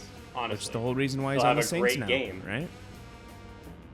Right, yeah, he's not, I don't know. I'm not saying he's boom or bust. Like, he's going to have 2 weeks where he sucks, 2 weeks where he's crazy, but most of his weeks are going to be like exactly. This, right? He was projected 14.87. He got 15. It's like he knows. I swear to God. So super exciting. Great pick. AJ Terrell, Dallas Clovers, 9 points. I mean, fine. It is what it is. It's just, it's not what right. you want. Definitely not what you want. Anybody sub 10, not great, but, to round out this game for Saints and Falcons, just kind of a lot of meh. Totally agreed. Kind of a lot of meh, right? Nobody in this game got over 20 points. Well, sorry. Nobody in this game, like there were plenty of 20 points, but there was no blow-ups, but there were a lot of busts. Agreed. Right? You had a 7.6, a 3.9, a 2, a 9. Not a huge, crazy week. You had your good players. You had your good players do good, but you didn't have any good players do exemplary, right? Yeah, 100%. Yeah, no big names really shined. And I mean, the biggest names on here are maybe Cam Jordan and Kyle Pitts. I mean, yeah, this is probably like your least star-studded matchup so far.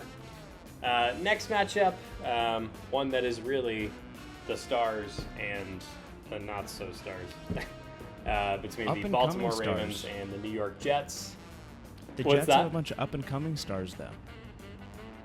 I agree, but that doesn't mean they're stars yet. So haven't quite made it yet. Baltimore Ravens and the New York Jets. Lamar Jackson. He's not a running back. Oh my gosh. That's for throwing bombs throughout this whole game. Yep. I love it. Love to see it.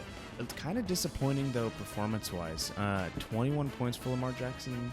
I mean, look, it's 21 points, right? They didn't need You're not going to cry about it. They were playing the Jets. But they didn't No, care. 100%. This game was But not... if anything, while playing the Super Jets, Bowl. that should be a reation to just blow the top off, get a 30-point game. Go crazy. Yeah. But, at the same time, I think that Lamar is also going to play a little more conservatively due to the whole contract situation that he's currently dealing with the Ravens. So you might not see those crazy, huge point games due to all the running and rushing that he has done in the past. Who knows, though? Yeah. Who knows? It was one game. You can't overreact to week 1, right? So who knows? No, I'm not overreacting. Yeah. I'm just simply saying, especially with the contract thing, right? Like Lamar, unlike a lot of quarterbacks we see in this position, the only quarterbacks we've seen do this, recently, are Kirk Cousins and Dak Prescott, right? Where they bet on themselves and they're like, listen, I'm going to take this year, and you're either going to give me the money or you're not, and they have to prove something, right? Kirk Cousins proved that he was a middle ground quarterback that could definitely take you into the playoffs, right? Dak Prescott proved that he became a top 10 quarterback, in that season after he got Amari. I believe that Dak Prescott did better out of those two, but Lamar is an MVP. Lamar is what you built your offense around. He doesn't have anything to prove. So I agree with you. He's probably playing more conservative. He doesn't have anything to prove here. 100%. I mean, and if they don't offer him a contract, he goes somewhere else and gets it. 100%. Somebody will give him exactly what he wants. I'm not concerned for Lamar at all. I think he'll stay healthy as well. Breece Hall, 9.1 points. Projected 10.16. He's not your starting running back, so you'll be fine. Irving Indica, 9.1 points. For a backup running back, that's totally fine. Man, this was funny. He was not targeted. Well, he was targeted a few times, but couldn't just put it together for the vast majority of the game, and I thought I was going to get like a one-pointer off of Bateman. But at the very end of the game, he started getting some movement going and shot up to 14 points, making me happy. That's what I want out of I think he's one of my flex wide receivers. Like, that's what you're looking for, right? Like, a easy 14 points, keep the team together, keep it moving forward. That's what you want out of him, right? I mean, he's playing with Lamar Jackson. Like, Lamar Jackson's going to do Lamar Jackson things, and, Bateman just along for the ride. Totally. Elijah Moore, I wish that Joe Flacco wasn't the one throwing his own, but he did have 7 targets for 5 receptions, so it's not like he wasn't involved. They were just checkdowns, right? He really wasn't super involved in the game here. Elijah Moore, 9.9 points. You'll take it, but again, with someone projected 12.14, I would love to see him, with their up-and-coming quarterback, but we just unfortunately don't have that right now. So Elijah Moore, 9.9. Irving Indica, he'll probably do better in the future. Yeah, and then Mark Andrews, the tight end of last year, right? 10.2 points. Yep. I think that probably surprised a lot of people who took him, or maybe, traded for him and did whatever. Paid a pretty penny to try to get your hand on Mark Andrews. 10.2 points is not what you're looking to get out of one of the 2 top scoring tight ends in the league right now. That's a disappointing performance for Cicadas, for sure. Yeah, it's so tough when you're trying to start somebody against a team like the Jets, is because it's kind of like that weird limbo you find yourself in where you're like, oh my gosh, they could go crazy, right? Like you were talking about with Lamar Jackson, but they don't have to, right? Like, you really do want those crazy shootouts like we saw, Thanksgiving of a couple of years ago between like Kansas City and LA, when they were just throwing bombs at each other, like 2 great teams. Like, that's what you need in fantasy. So do not let the matchup always get to you. If you have like a middling team, it's just a little bit of advice. Nothing crazy. Patrick Queen actually had a great game. He had a half sack and plenty of tackles, almost all solo as well. Maybe they were all solo. I mean, I can't completely speak to it, but yeah, definitely a great game. You expect a lot out of him. You got a lot out of him. Projected 14, got 19. Great pickup for the Flower Mound team.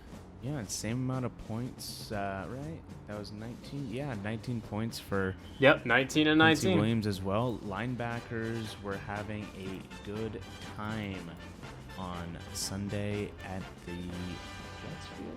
Yeah, Jets. They played in New York, MetLife. How fun. Yeah, the linebackers were putting on a clinic as far as getting us fantasy points. Unfortunately, none of them were on my team, but for those of you who had them, great game to be watching. Yeah, 100%. CJ Mosley, you don't see it often, but CJ Mosley had 9 tackles. All solo. That's actually crazy. Giving him 18 points on the dot. We love to see it. If you had CJ Mosley, he was clearly playing more coverage and less run stopping because, you love it. You love to see it. Projected 16.77. He is their best linebacker. He played like their best linebacker. 34-point performance from Marcus Williams. I mean, I think he had an interception. He popped off that game. All I heard while we were watching this game was Marcus Williams. His name was dominating the commentators. Mm-hmm. I mean, he had 100%. An absolute amazing performance. And this is the sort of guy, this is the sort of game where you take, a DB who maybe isn't the number one choice for every single person, and then blows the top off with 34 points, that's what wins you. Like, you need these sort of players to make these sort of moves in order to win week to week, and Marcus Williams stepped up. Yep. And wow. I mean, I'm curious now to see if he's able to, sort of course, not 34 points every single week, right? Like, that's unrealistic, but of course start doing, not some gonna happen. pretty decent high teens performances. Yeah, could not agree more. Super glad to see Marcus Williams just absolutely tee off for CD's nuts. Chuck Clark did a great job. He had a forced fumble. That's what you want to see from DBs. If they're getting in there, getting involved, then they're going to get some points. Dallas Glover's got a great addition from the Ravens here. He got well more than was projected, about 6 points more. Again, great value pick. Chuck Clark. And then sort of the same story as earlier, right? The exact same story, mean, actually. I think he might have had I can't confirm it, but I'm pretty sure he was involved in that fumble as well. Yeah, So, really the big thing great that job. you want out of guys like this, he had an 84% snap participation rate. Yes, sorry, I don't mean to interrupt you. I just checked it. He recovered it. Yeah. I see the fumble return. Yeah, recovery. Yeah. I mean, with defensive players, it's so important to just be getting guys who are out there, for all these different snaps, just because it's so volatile. I mean, a single play will make or break their fantasy performance, and so just making sure that they have more chances to get the ball, right? That's all it really is. Yep. Yeah, 100%. So when you see two defensive backs from the same team, play like that, play that well, sometimes somebody's not going to get the points. So Point Break FC, unfortunately, out of the three people you could have picked, you picked Kyle Hamilton this week. Hopefully everything will be fine moving forward. But yeah, projected 10.83, not quite as impactful as Chuck or Marlon. But yeah, 6 points, and that'll wrap up our Ravens-Jets game. Again, this game was over really before it started. Not necessarily just because of what we saw on the field, but the matchup in general. Right. I don't think a lot of people gave them a bit of a chance. This one surprised me. I didn't think it was going to be as interesting as it turned out to be. And as we'll see, later on, we have one quarterback from this matchup, Trevor Lawrence, but unfortunately, somebody did not start the other one. So, yeah, you go ahead and talk about Trevor. I mean, everybody knows about Trevor. Kind of a tough season last year, but how do you feel about him this year? I thought maybe this is the season he's going to turn it around, right? I mean, again, similar thing to Tua. He was so highly touted coming out of college into the NFL that it's crazy to see how far the mighty have fallen.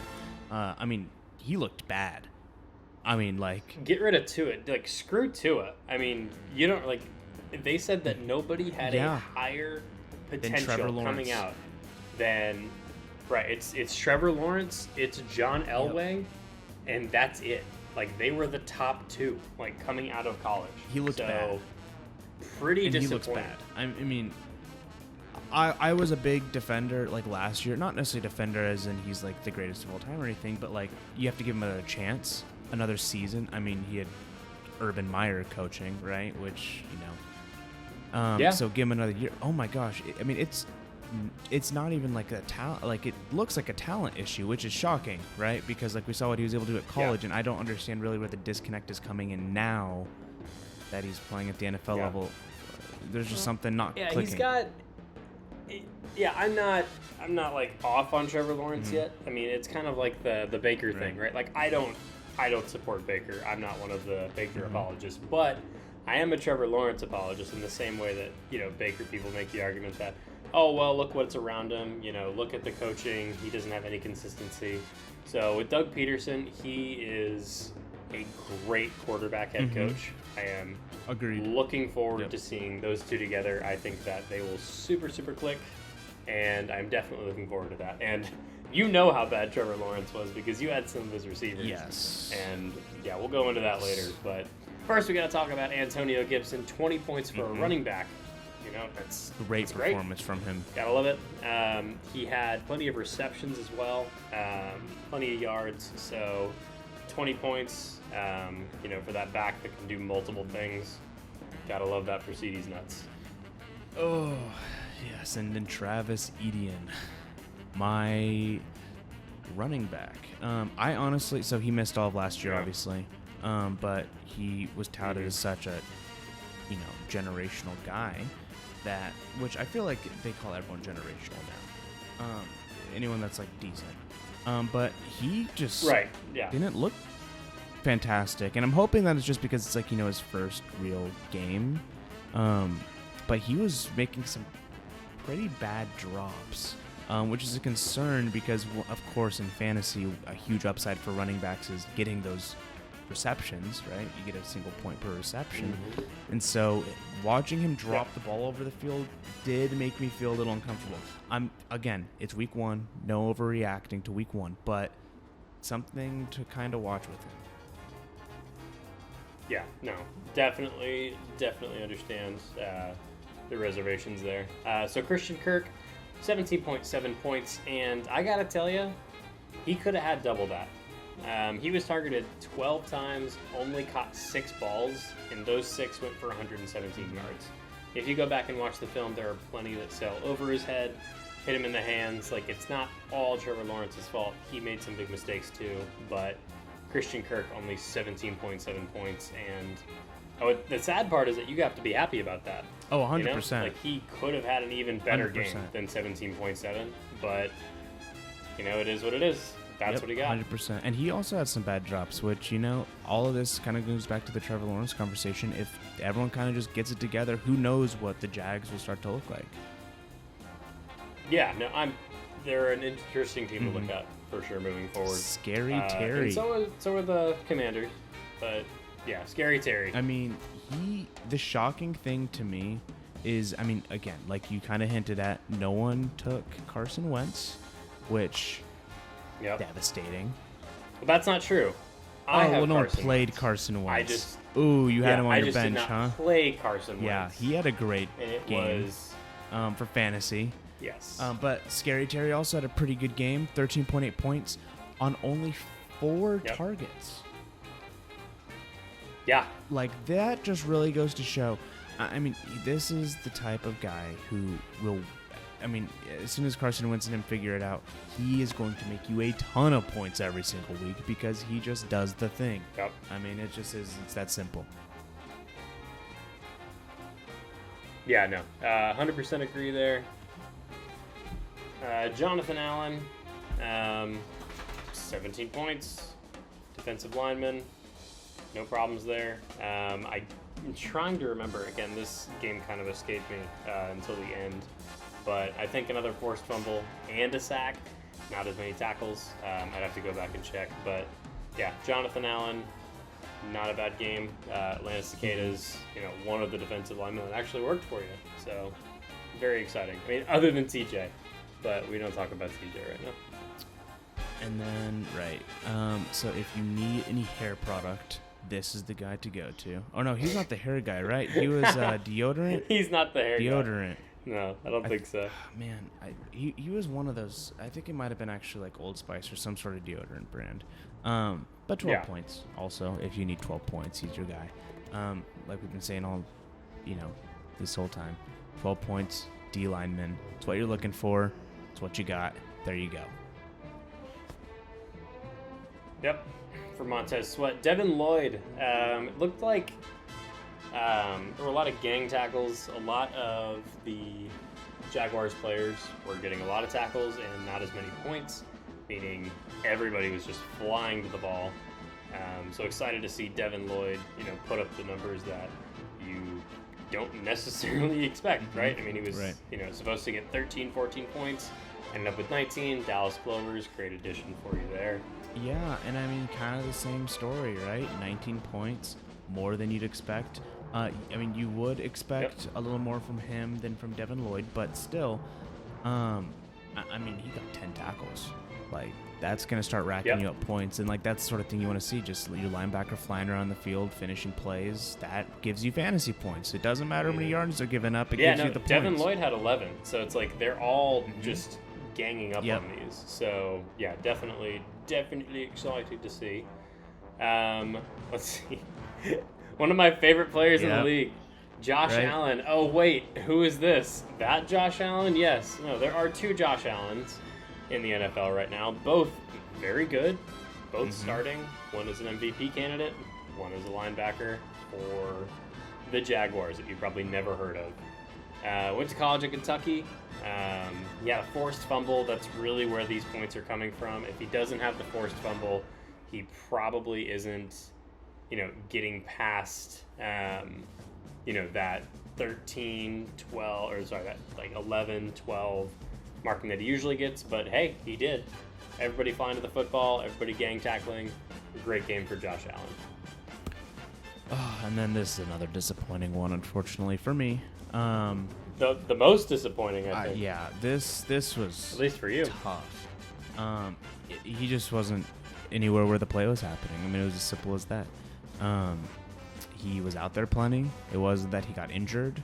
He just wasn't making plays. And, sometimes, unfortunately, that's just the way it goes with defensive players, right? So, can't overreact. Hopefully does better next week.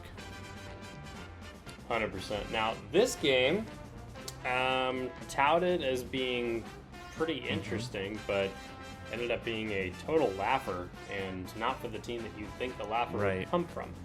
Now, I'm going to let you choose, Nick. Which quarterback would you like to dissect? Oh, man, because I could go into that. You know what? I'll go with the first one. Okay. All right. Go for it, because I think this is interesting as well. So we have Kirk Cousins coming in with 19.08 points and stealing the number one Nick, quarterback. What was he projected? What was he projected? 19.03. And to me, that epitomizes, I believe that's the word, Kirk Cousins. It is. Yeah. That is the perfect representation of who Kirk Cousins is, which is he will go out there and do exactly what you expected him to do. He is not going to go out there and shock you. He's not going to go out there and disappoint you. He's going to go out there and throw the ball and do Kirk Cousins things, which is be the most perfect representation of just standardized, regular quarterback play. And, it works out great for the Vikings because they have some playmakers on that team, which we'll obviously talk about soon. But, man, it's a safe fantasy pick, especially for a super flex spot. That's always a great option. Oh my gosh, yeah, I wish I had Kirk in my super flex spot. It's just so safe. Right? Like you said, that's what he is. Kirk kissing Cousins, super safe. Aaron Rodgers for CD's nuts. Now, Aaron Rodgers is a hard sell for a lot of dynasty owners, and this has just got to make it that much more difficult. Now, the silver lining with Aaron Rodgers only scoring 3.7 points, I'm going to say it again just because it's so sweet. Aaron Rodgers only scored 3.7 points. Is that it is week one, Aaron Rodgers? He doesn't even know he's playing football in week one. It's true. Right? Week one is nothing to him. It's beneath him. And then he goes out and throws, 30 touchdowns and 1 interception for the remainder of the year. So I'm not concerned. Aaron Rodgers is still Aaron Bleepin' Rodgers. He's going to be fine. You're going to be fine, CDs. I am concerned a little bit about the future. I'm not sure how committed he is to keeping, himself in the game for the foreseeable future. But I would get at least 1, 2, 3 good years out of him and be done with him. He is the back-to-back MVP, and I think he's going to play like it moving forward. Let Dalvin cook. And he did all right. Not what you're looking for out of him. 13.8 game.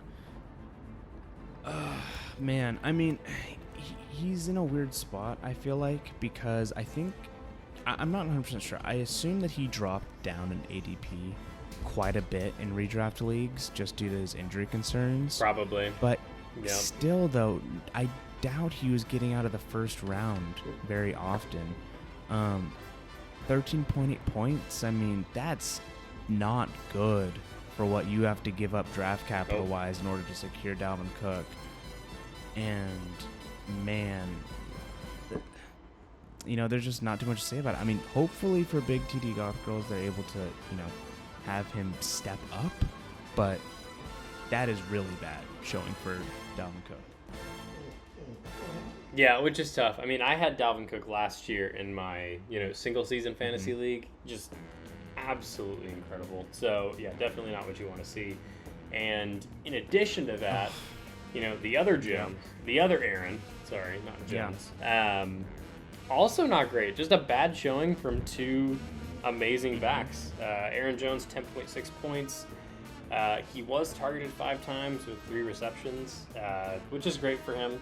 We like seeing him not just be the bell cow, but also be able to, just catch a few balls. So, yeah, like even with those 3 reception points, though, it's just so sad to see 10.6 and, a 13 from Dalvin. Like, this was touted as a really fun running back matchup, and we didn't get it at 100%.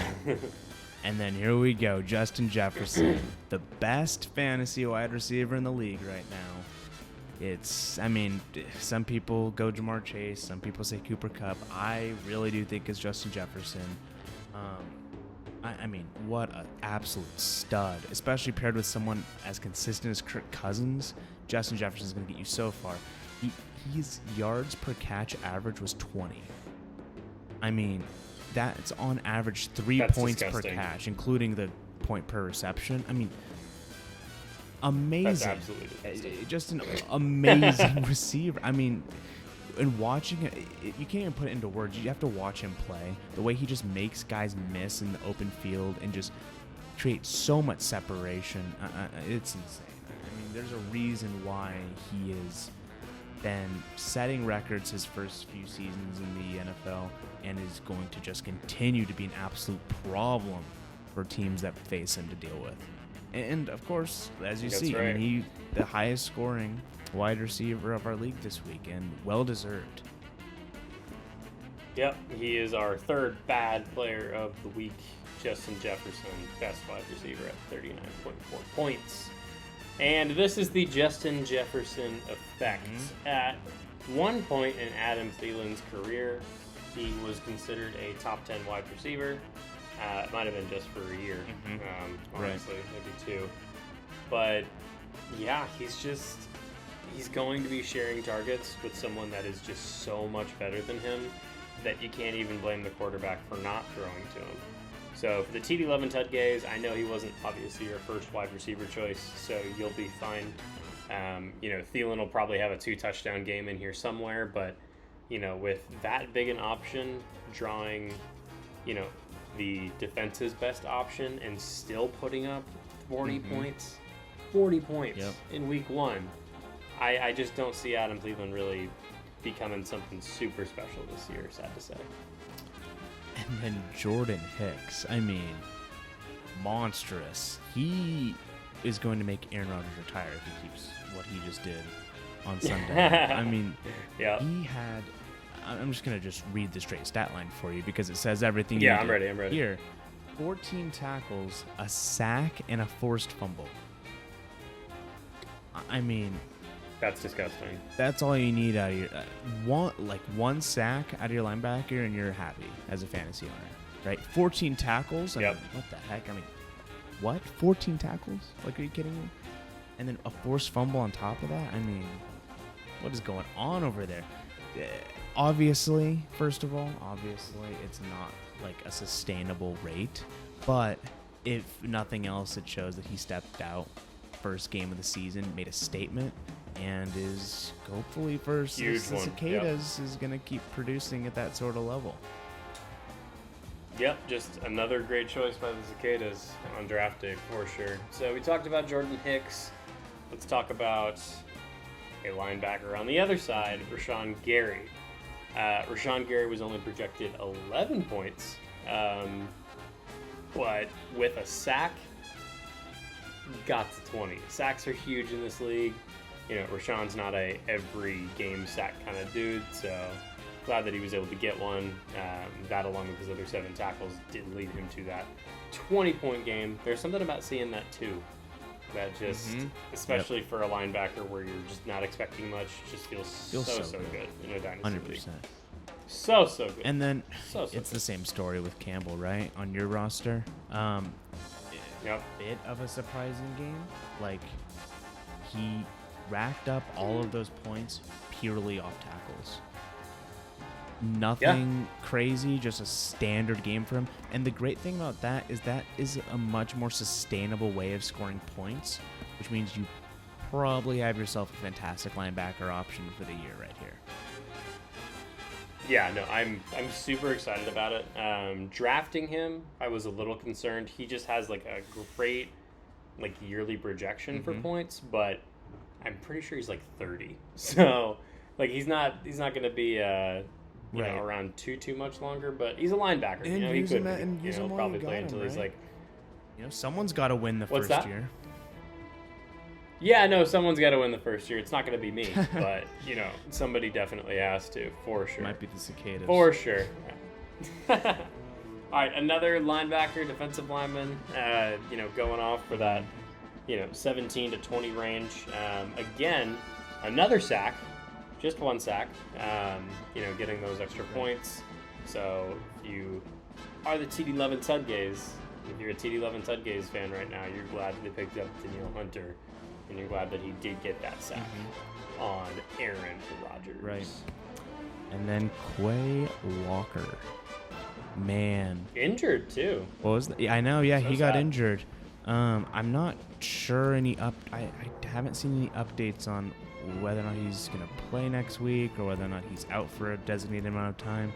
But that's tough for the Clovers. I mean, he's obviously... Well, I heard that he could play in week 2. Okay, see, that's Honestly, good yeah. news. It's his shoulder. It's like it's a shoulder issue. It's not anything super crazy, but... Yeah, that's good news because we'll Walker is see. a pretty highly touted rookie defensive prospect this year, and it looks like based on... He's a that young game, dude. Yeah. You know? There you go. We'll have to just see what he can do once he gets back from whatever's bugging him. That injury. It's a shoulder injury, right? Yeah, shoulder injury. Eric Kendricks, linebacker, just a couple tackles, nothing exciting at all. Everybody else, you know, I've got 2 linebackers already on the Vikings. They both have a sack each on Aaron Rodgers. Aaron Rodgers isn't going to let everybody sack him, you know, regardless of how his O-line is playing, regardless of how good the other team is playing. Eric Kendricks just did not hit the home run this week. And it's kind of the same story with Preston Smith. Same team, same fantasy team, of course, different actual team, but just not that great of a performance. 7 points. You won a little bit more than that. Just 7 points, not really what you want. Harrison Smith, on the other hand, the other Smith in this game, no sacks, nothing too crazy. Oh, wait, he had an interception. Yep. So that's huge. Interception and 7 tackles. Interception on Aaron Rodgers. Played. What's that? Interception against Aaron Rodgers. That's worth a lot. Yeah, an interception against Aaron Rodgers. He probably has like 4 or 5 of those every season. So Harrison Smith, I hope you got to keep that ball. I hope that it is already in your home. Adrian Amos. You know, honestly, disappointing game from a DB. Yikes. I didn't really hear too much about him while watching the game. Didn't really make too much of an impact on the field unless there's something I totally missed or forgot. Was just, you know, another guy on the field. Yeah, no, 100%. All right, well, that kind of wraps up our NFC North extravaganza. That wasn't much of an extravaganza.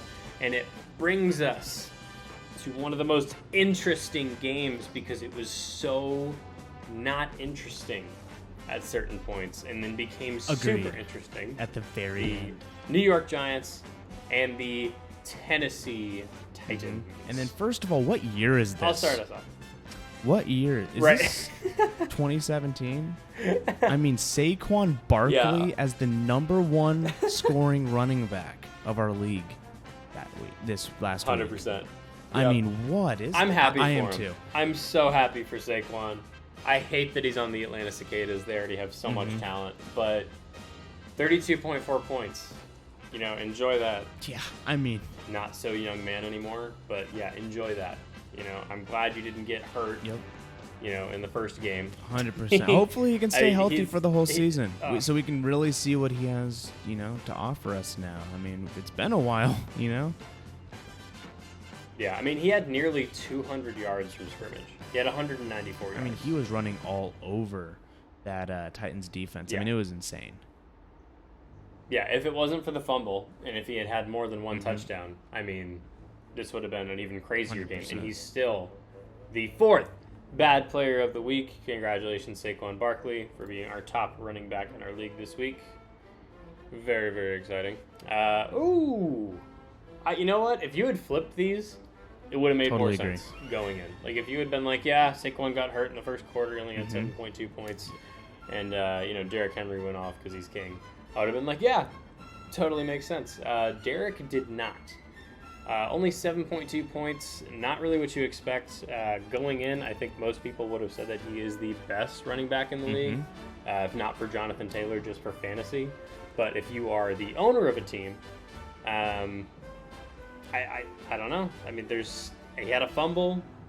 He only had one target. He's not really, a receiving back, but, still, with 21 attempts and only 82 yards, just not what we want to see from him.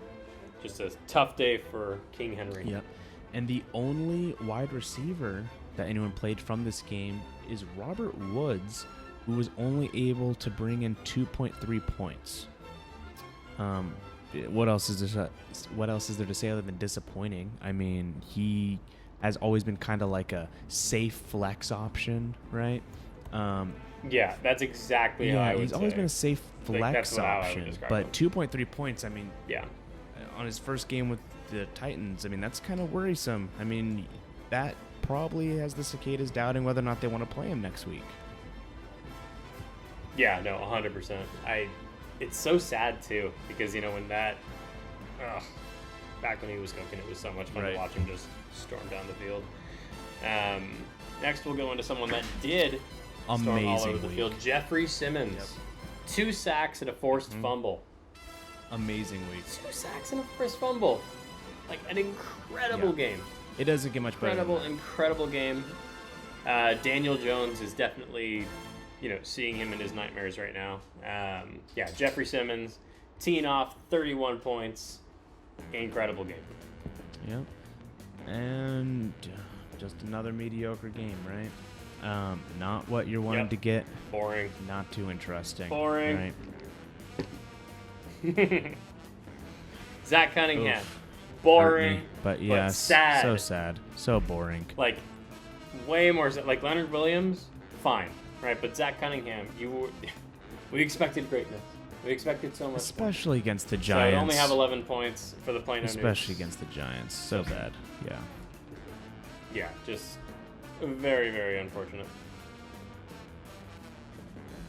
Oh, so much so that it makes this seem so much better. But it's like, it is what it is. Yeah, I mean, 20 points for a DB. Awesome. Big TD Goth girls found themselves a solid pick right there. I mean, that, in a game that had so much running, I'm, at least from the Giants side, right? I'm a little confused on why. Let me explain this for you. There was so much running down the field too. I mean, Saquon was just busting 20, 100%. 30. He had like a 50-yard at one point. So he's getting into the backfield. So I'm sure that helped. 100%. But, yeah. Yep. Very, very interesting. Xavier McKinney, on the other hand. Not interesting. Not interesting at all. I think he maybe had like 4 or 5 tackles.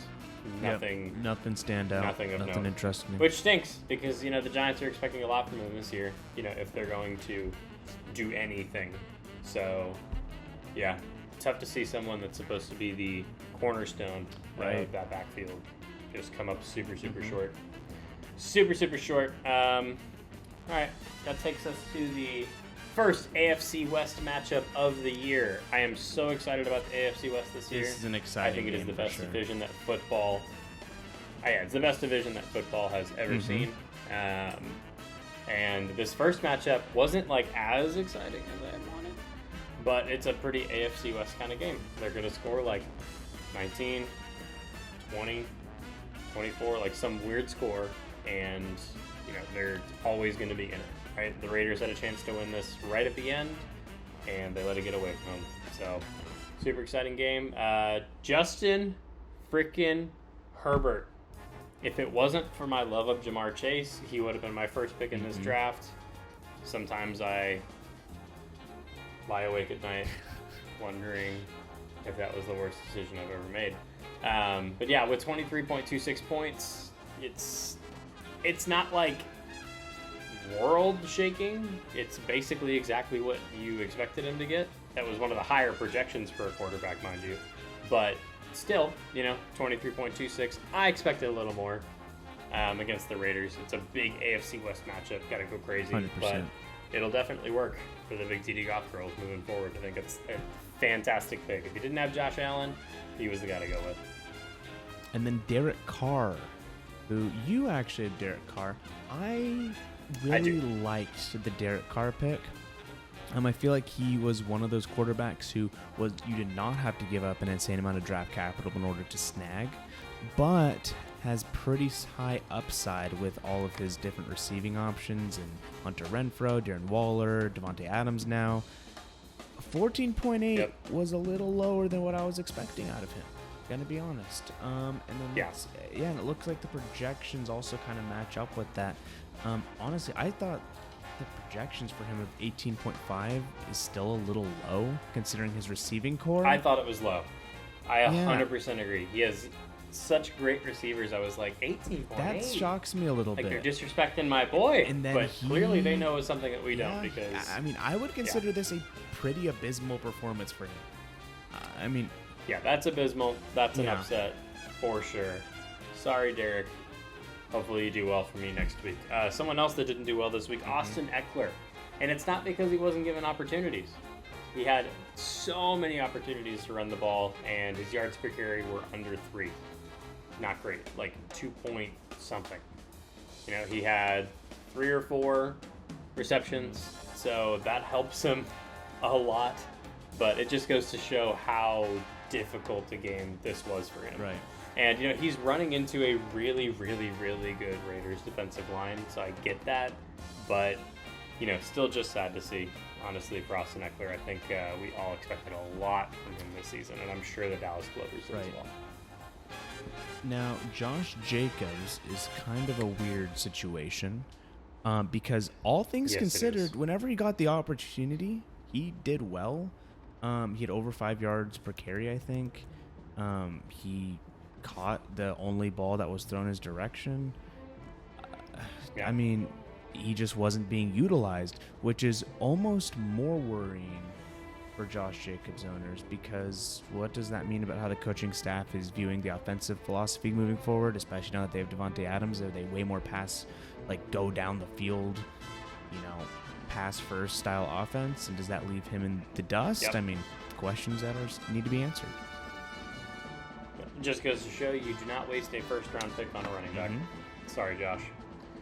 All right, Devontae Adams. I think he is suffering from the Cooper Kupp, Matthew Stafford relationship, but just because it's forced, right? So Derek Carr, just like Matthew Stafford, did not put up amazing numbers, but they had one receiver that did. Right. Now, Devontae Adams was also targeted 17 times in this game. That's hard to do. It's hard to throw somebody the ball 17 times, right? He's going to catch some. For 17 targets, 10 receptions, and a touchdown, 30.1 points. Again, if I'm the Raiders, I'm worried, but if I'm the Atlanta Cicadas, I'm like, keep feeding 100%, because this is going great. Keenan Allen out with an injury, right? I think it's a hamstring. Yep. Let's see. Assuming he comes back perfectly healthy, Keenan Allen is going to be Keenan Allen. He caught everything that was thrown his way on Sunday, and, the 10.6 points probably just due to the fact that he, had to go out due to an injury. Yep. No, 100%. I think he was on pace for a much better 100%. Game. Hunter Renfrow, 6.1 points. I am extremely disappointed, but not in you, Hunter, in myself, for picking you. Because if I had known that Devontae Adams was going to be targeted 17 times per game because they clearly don't have enough chemistry in training camp yet and have to keep force-feeding him, I would not have chosen you. You had very little targets, and you dropped a touchdown. So, really tough for me this week, but I do not blame Hunter. I still think that he is a great wide receiver. I'm hoping that once the connection between Derek and Devontae get better, that Hunter will be able to shine. 3 points. Lame. Yeah, I mean, it's just another one where it's not that Mike Williams is a bad receiver. He just wasn't being targeted like he usually is. The few times he was, they were short passes. Can't read too much into it. Yep. It is what it is. It is what it is on Mike Williams. Faux show. Darren Waller, kind of another it is what it is situation. He is a top 8 tight end. I thought that he was really good last year. I had him on my team last year. And yeah, he just barely went under his projections. Took even more targets away from Hunter Renfrow. Thank you so much, Darren. And yeah, 11.9 points. Team 11 Tudgaze. Not bad for a first tight end. Max Crosby. Now, this one hurts me so this bad. is a good guy to have on your team. Just Oh my gosh. I signed think an extension. He's the next one. Yeah, He's the next amazing defensive lineman. I mean, everyone knows Max Crosby by now. He has the staying power with the Raiders. He hits all the tackles that you need in order to keep a consistent floor as a defensive lineman, so you're always going to be getting at least decent points out of him. He's kind of your perfect defensive lineman, especially for fantasy. Yeah, I think that's a totally fair assessment. Chandler Jones, you are the opposite of a perfect linebacker for fantasy right now. Projected lower than most. We're not really expecting too much from Chandler Jones. Being projected 12 from a linebacker is not crazy. You got 7. You had 2 tackles. I'm not sure how that math adds up. I'm sure there's something else in there that I'm missing, but you had 2 tackles. You have 7 points. That is it. Way to go, Chandler. Are we allowed to call this a revenge boy. tour still, or is that just like way too late? Because This is crazy. Like, the NFL is the NBA now that they're scheduling. Like, they know what they're doing. Khalil Mack decided that this was a revenge tour game and absolutely popped off. If it wasn't for, Why do people keep trading him? he costs too much money. He's just so good. Like, But then somebody else buys oh it. no, 100%. I right? mean, If they buy into the Khalil Mack deal, and then they're like, 100%. oh, this was great. 3 It's so sacks. And you know what Yep. the best part about it is? From a fantasy owner perspective, he played less than 50% of the snaps. That is insane. So not only is he putting up 42 points from you, but Ugh. his injury risk is lower than other comparable, pass rushers. Right. I mean, that's ridiculous. Like, that is a good point. who does I that? didn't even Like, think that's about not that. even fair. How do you get 3 sacks in a isn't- game that you played less than 50% of the snaps on? They should probably put him in for 100%. No, There you they go, should easy keep math, right? They should keep him at 50% because then they can play him for 2 times longer. Yeah, he's super Yeah. fresh. Oh my gosh, yeah, 100%. And I think one of the reasons they're able to do that is because of Joey flipping 100%. Bosa. Like, we had Max Crosby, Khalil Mack, and Joey Bosa in the same game. Like, that's just that is, if you're a defensive lineman fan, you had a great game to watch. So 21. He had a sack and a half. He forced a fumble, and he only had 3 tackles. So we're glad that he got that sack and a half and the forced fumble. They're valued very heavily in this league. So yeah, good week for Joey Bosa. Out projected himself by 5 points. Love to see that. Dallas Clovers, the Bosa family lives on. Yep. Not interesting. I mean, got injured. wasn't able to do anything. Yeah, not interesting. I mean, sorry, yeah. Denzel. Any linebacker that gets 7 points in that kind of a game, you were doing something. Well, he wrong. got injured. He had to leave. So that's tough. We can't really speak to it, right? Like maybe he was doing well, maybe he wasn't, but he got injured. Yep. Kyle Van Noy. No excuse for this one. He did not get injured. There's no excuse, and you did even worse than the guy that we just talked to, who got injured. Of course, he was on my team. 5 right? points, Kyle Van Noy. Yeah. Of course, he what? was on my team. Of course, yeah. If you were a Plano Nuke this week. Oh, 100%. Oh. 100%. I'm looking at your point totals right now. You're already at 207, and I know you don't get too much higher than that. Right. We're pretty much played out our whole roster at this point. We have a few more. We have a few more players coming down the line, but Derwin James is one of the players I wish I had coming down the line. Oh my gosh. Yeah. There are not a lot of defensive backs in the league that play like him. And it is not fair that the Chargers have so many good players on the same team. Yeah, especially on defense now. I think you and I were talking about it, like, because one of our, good buddies, owner of the... So, here we go. Kansas City Chiefs versus Arizona Cardinals. Honestly, a pretty great fantasy matchup with a ton of fantasy prospects on both sides popping off at each other. Allegedly. That's what everyone thought going into it. But it looks like the Chiefs kind of just ran over the Cardinals the entire time. The score, I know it says 44-21. It was not that close. I mean, it was a complete devastation.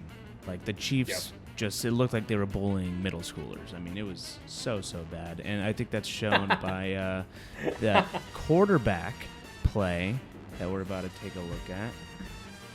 Patrick Mahomes put up absolute numbers, being the number one scoring quarterback of this week.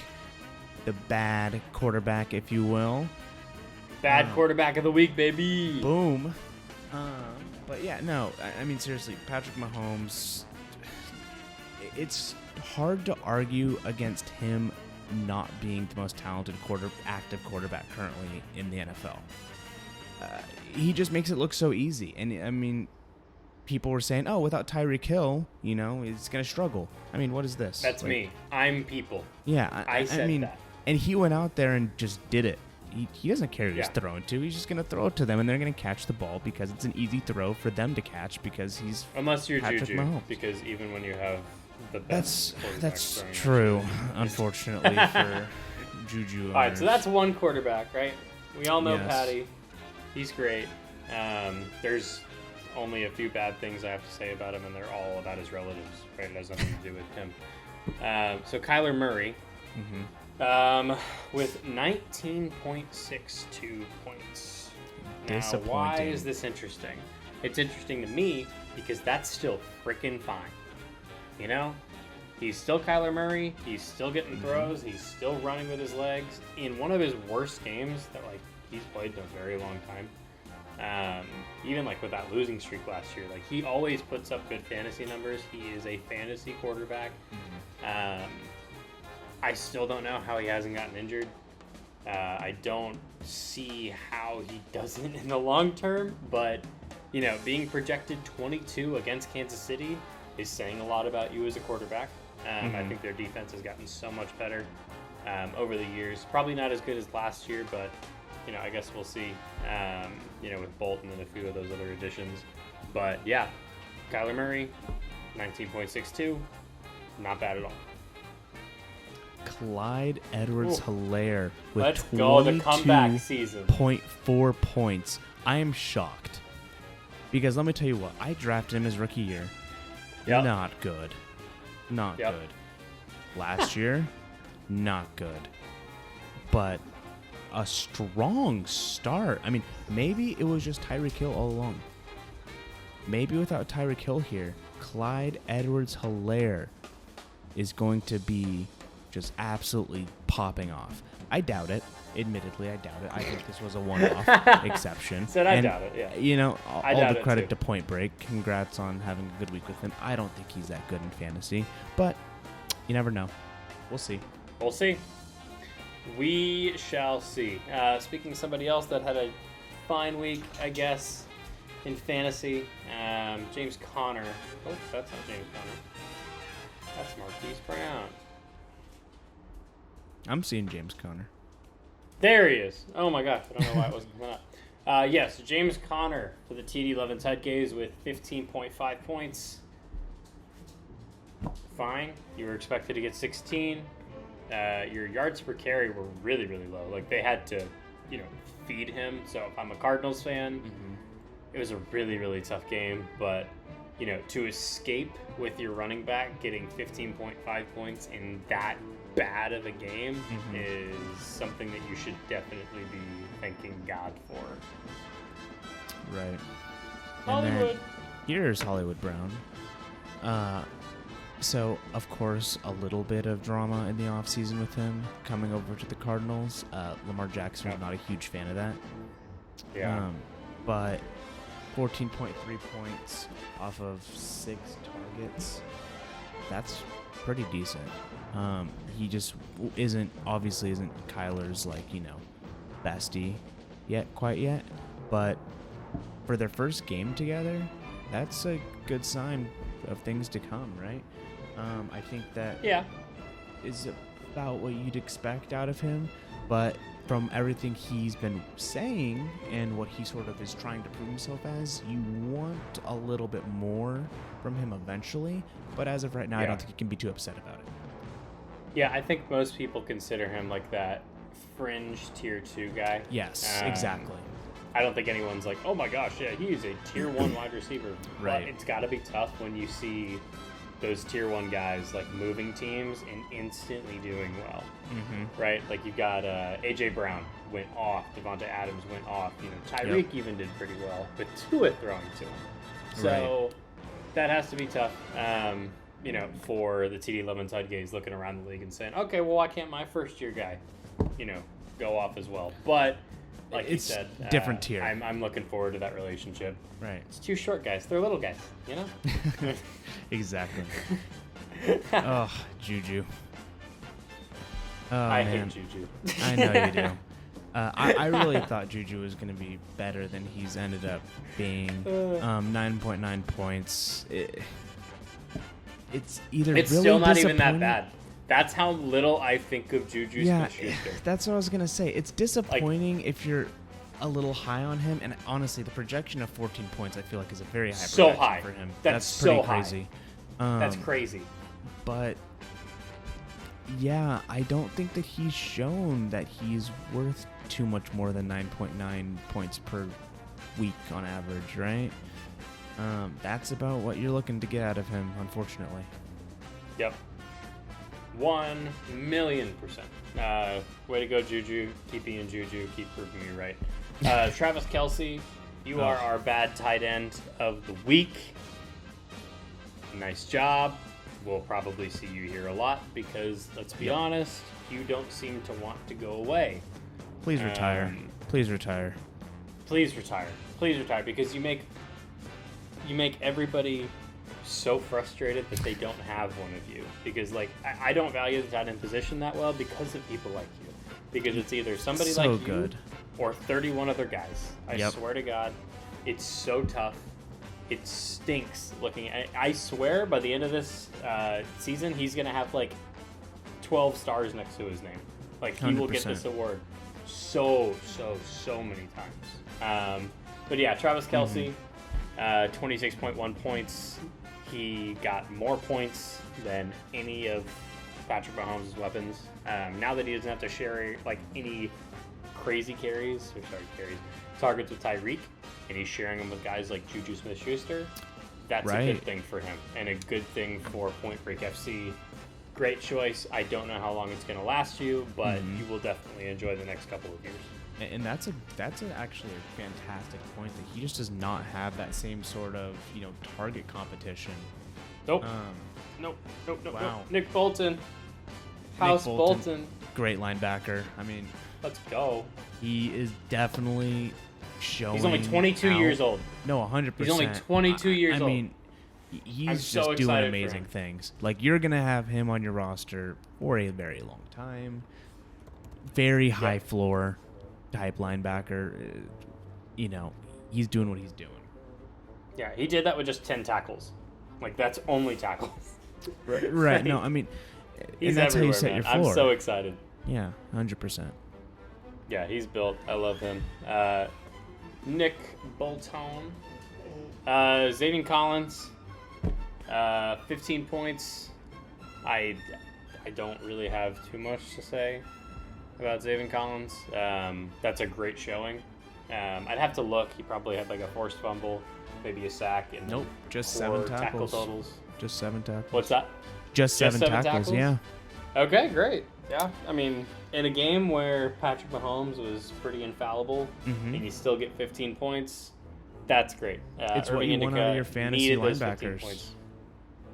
What's that? That's exactly what you want out of your fantasy linebackers. I mean, it sets the my gosh. floor. Yes. You can't have the bust. And we've seen a lot of busted linebackers this week, which is really, really shocking. Yeah, just But look at we've my also roster. seen some hits. Yeah, it's it's interesting so far. But yeah, that's Xavier Collins. And then, yeah, Fine. Isaiah Simmons. I mean, yeah, nothing too particularly special. Nothing special Isaiah there Simmons. either. What was that? You're talking about Isaiah Simmons, right? Yeah. Not too special? Yep. Yeah. 100%. Yeah, I mean, 6 yeah. points. Yeah, It's like I was nothing really just talking happened. about. He was Like, just this there. is what you don't want. We just saw what you wanted. This is what you don't want. Right. 100%. Very, very sad. This is also what you don't want. But hold up. I gotta look up Willie Gay real quick because I feel like that doesn't make sense. What about it? He got hurt. Oh, he did? Yeah, I was like, I don't think that's right. Didn't practice Thursday. Didn't practice Thursday. Weird. That was 8 months ago. What you're reading right there. Yeah, so no, he wasn't hurt. He was I don't think he got hurt. I Yeah. think he... That's crazy. He just had 4 tackles. Yeah, because if you look at his like snap percentage, and he just had a really, really off game. I was just shocked because like the Cardinals were being held so much that I was like, I have to look this up. But okay, yeah, that's really tough for me, mind you. Buda Baker. Oh, household Buda. name. Amazing player. Very disappointed that I'm not on my team, but just do what he does, right? I mean, gets tackles, which, like we've been saying, I mean, because the thing is with these defensive players, like, what you need are the guys who will go out there every week and get, 7, 8, 9, 10 tackles, because that sets the floor. And then as soon as they do something like get an interception or get a sack, they instantly blow the top off, right? Yeah.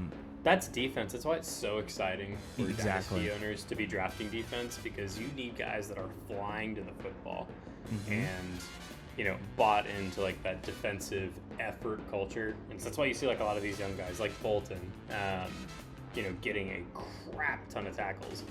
And, seeing Buda Baker, who's a, defensive back, just flying to it too. That's just amazing. Just amazing. Great showing by Buda. Also a great showing by Jalen Thompson.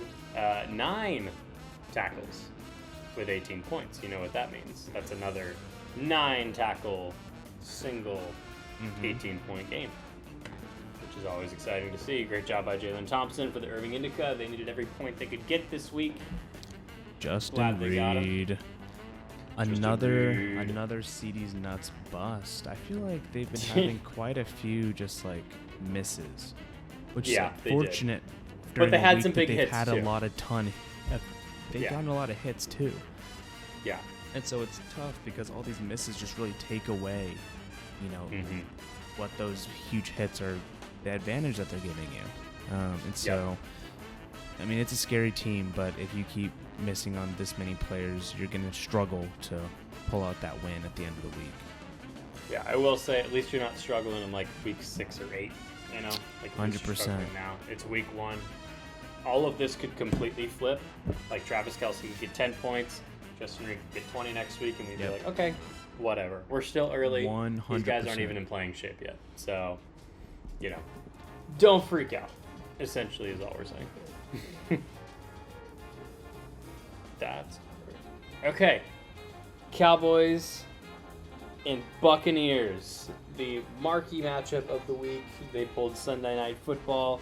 These two teams played each other on their opener last year, and it went very, very different. I believe the score was like 29-30, something like that. It was very, very close, and a lot more exciting. Both quarterbacks showed that they were on top of their game, but they were dissecting both defenses. It was just so fun to watch. This year was not like that. Not at all. With a 19-3 ball game. One touchdown. One quarterback did all right. One touchdown between both. It wasn't a great fantasy game unless you like defense. So Tom Brady, he's a winner. He'll dink and dunk you to death, if he has to, but he did not this game. He had, I think, 3 or 4 big throws, and then that was kind of it, right? He'd get the team down the field. Leonard Fournette would do his thing, but 11.38 points is not great, especially when you are assuming, right, that this is your Hail Mary play to get that first Empire win. 100%. You have Tom Brady for this season and next season. He's got to be giving you points, and we'll see how much this Tom Brady performance absolutely devastated the Cicadas this week. If he had just been a little more Brady-esque, if there had just been a little less Micah Parsons sacking him, then maybe something else could have happened. But Nick, I can't even talk about this. Just yeah. You go ahead. The worst part about this, I feel like, is that the injury did not happen early in the game. Nope. The 5.46 points is not due to the fact that he got injured early and then had to leave. Nope. It was entirely due to an incredibly poor performance from the Dallas offense. This is Dak's worst game ever. Seriously, in my opinion. I cannot remember. Abhorrent. This is from one of the best offenses last year to arguably what looked to be the worst offensive showing of the entire week. I'm shocked. Yeah. I really thought they had it. I took Dak, right? Dak's on my team. He's my super flex choice, and did not perform even close. He went below what I thought was worst case scenario. So bad performance all around. And now he's out for a few weeks with a hand injury. Yeah, out for a few weeks, and I think that a lot of that is just to cause a media circus. I still think it's going to be 6 to 8 weeks. I hope it will be. Yep, for 100%. unrelated reasons. But right. Yeah, I don't think that he's going to be anything special. Speaking of special, though, one of the reasons that Tom Brady didn't have to throw it all the way around the field is because of Leonard Fournette. Now, he didn't have the touchdowns, he didn't have the crazy stats, but well, not crazy stats. He had over 100 yards. So, 127 yards. He had 6 yards per carry, just showing how scared that Cowboys defense was of Tom Brady having to key in on him, and he laid down a nasty chip block that if you haven't seen, you should look up. Just a good week. I don't know why, personally. I'm surprised that he was projected at 17.14. This seems like the number it should have been at. I totally agree. Yeah, I don't think they were giving the Dallas run defense enough credit, but then again, 100%. 15.7 points. Another devastating Cowboys performance for my team. 5.9 points for Ezekiel Elliott. Oh my gosh. Man, here's the thing. I don't actually think he played all that poorly. I think he played pretty well. No. Especially if you watch that first series, I was like, oh, okay, maybe. And it almost just makes it that much worse that he only brought home 5.9 points despite a pretty good showing. He was only targeted twice for receptions, 10 attempts at carrying at least, and averaged over 5 yards per carry. I know a lot of people have been saying he's like kind of on the down slope, and maybe he is. I mean, he's not going to maybe. be 23. What do you mean maybe? Right? He's not 23. He's not 24. But I think that he still has a few more years in him. He's got. I mean, it's. You are delusional. Last year, I think he was a top 10 running back in fantasy. So I think he's like the 6 or 7 overall in points, and he was well hurt. I mean, okay, well, stats don't lie. You know what? As silly as I think that is, what's even sillier is starting Tony Pollard. I totally Point agree. Break FC. I don't know if you're just a Cowboys homer. Actually, I know you're not a Cowboys homer. This makes even less sense to me. But thinking that Tony Pollard sharing carries with Zeke when they need to establish him and get him back when he's only projected 10.76, and that was ludicrous to me. Yeah, I think you deserve your 4.2 points. I really do. If you look at this game, I mean, it's all in the red. Nobody was really projected well and did well, except for a few people. So, yeah, it's just a bad game all around, and you definitely took it in the teeth. And so did Big TD Goth Girls with Rashad White. Yeah, that's an even weirder choice, honestly. I could see Tony Pollard in some respects. You have certain I think upsides. Yeah. I don't get the Rashad White pick at all. I think this is just bad drafting, honestly. Maybe like they just didn't have enough running backs to field. I'd have to look at their team breakdown, but yeah, the Rashad White choice is just that's very, very odd. The same player, the same team did, however, have an good amazing choice with Mike Evans. Why is this man never talked about in the national media the same way that like even CeeDee Lamb is? I think he's a top 5 wide receiver. This man is twice the receiver that CD will ever be, right? And I swear to God, I never hear anything about Mike Evans anymore. It's so sad. Like, he puts up numbers, and I feel like everybody knows he's good. Like, is it... I don't know. He's just such a quiet, calm, going to work, 100%. do my thing, get my yards kind of guy. Especially when you compare him to the other number 1 that was in this game, CeeDee Lamb, who did not perform well at all. I've been so off on CD ever since the first year. It's just like if you're a receiver and you drop as much as you do. I mean, CD's only 23. I don't know. I don't see the upside. So 20.1 points, 4.9 points. I mean, it's Mike Evans was projected, ladies and gentlemen, 16 points in this game. CeeDee Lamb was projected 17.5, which means that they thought... I guess maybe it's the home field advantage. Maybe they thought they'd have a better running game. Last year Dallas had the number 1 offense. Yeah. Why? They got rid of CD and 4 people that have never caught an NFL pass. I don't agree with these projections. 100%. I don't agree with these numbers. CeeDee Lamb, very tough. I can't imagine naming my team after him. That is going to be really tough if he keeps this up. I hope, honestly, just for the sake of your team name being healthier, I hope that CD's nuts and CD work really well together this year. Dalton Schultz did Dalton Schultz things, though.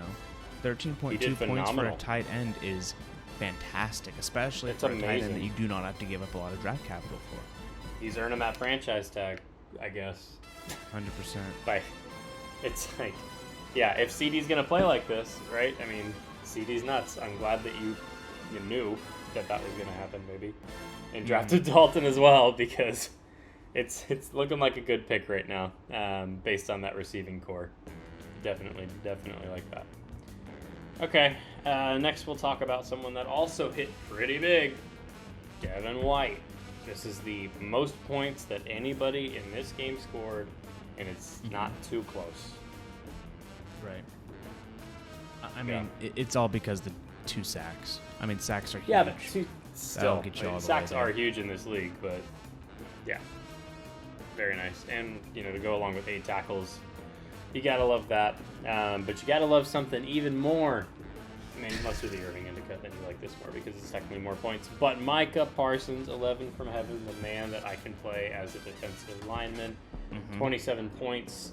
He had 2 sacks on Tom Brady. They were honestly the only highlight of this game, if you were looking at it from a Cowboys perspective, other than maybe a few Dalton Schultz things. But yeah, Micah Parsons showing 100%. up, showing out. Very, very nice. Next, we'll talk about Levante David, also one of my players. He's a little older. I am fine with getting 14 points off a 16-point projection. All tackles, I have no issue with that. It's a little low for the linebackers that I want, but I'm pretty sure he's like my last linebacker slot, so Yeah. not bad at all. And then Shaquille Barrett, underperforming game from him, but it's really just that he just didn't get a lot of action coming his way. It's really as simple as that. I mean, it's like we said, sometimes defensive players just aren't around the play for a whole game, and you get scores like this where you only get 7 points. I'm a guy who honestly could do a lot better. Yeah, 100%. Let's talk about somebody else that probably wasn't expecting to have 20 points this week. Antoine Winfield, projected around 15, 16, and actually was probably going to be a little bit under that, but he had Rayne Dakota Prescott throw him one of the worst throws he's ever thrown in his life and got an interception. So, yeah, Antoine Winfield, you got it. Big TD Golf Girls had a great showing in this game, honestly, with Mike Evans and his pairing. If it wasn't for the Rashad White choice, it would have had a great game. Definitely. And then the number 1 cornerback in the NFL, Trevon Diggs, coming in with 12 points, had a fantastic game, honestly. Unfortunately, him having a fantastic game does not necessarily translate to a ton of fantasy points because he did not get one of his trademark interceptions. But aside from that, a fantastic game by Diggs. And I think the great thing about having Trevon Diggs on your roster for fantasy is the huge upside potential, right? Any game, if last season's anything to go off of, could absolutely blow it out of the water and win you the week. Right.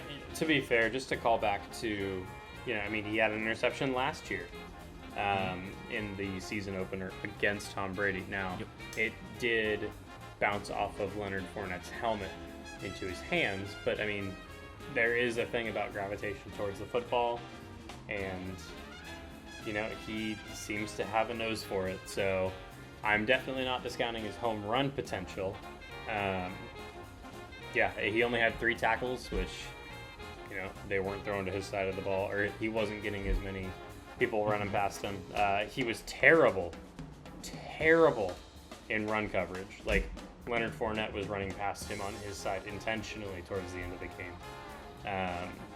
From what the scouting report says. But in pass defense, I believe he has like 2 passes defended because he only had 3 tackles. That's where he gets his big points from. So, yeah, Trevon Diggs, he'll have a good season. Not too worried about him. Logan Ryan, he was projected 8 points. He got 8 points. Yeah, nothing interesting about this pick. Yeah, he's like, what was that? Yeah, nothing too interesting about this one. No.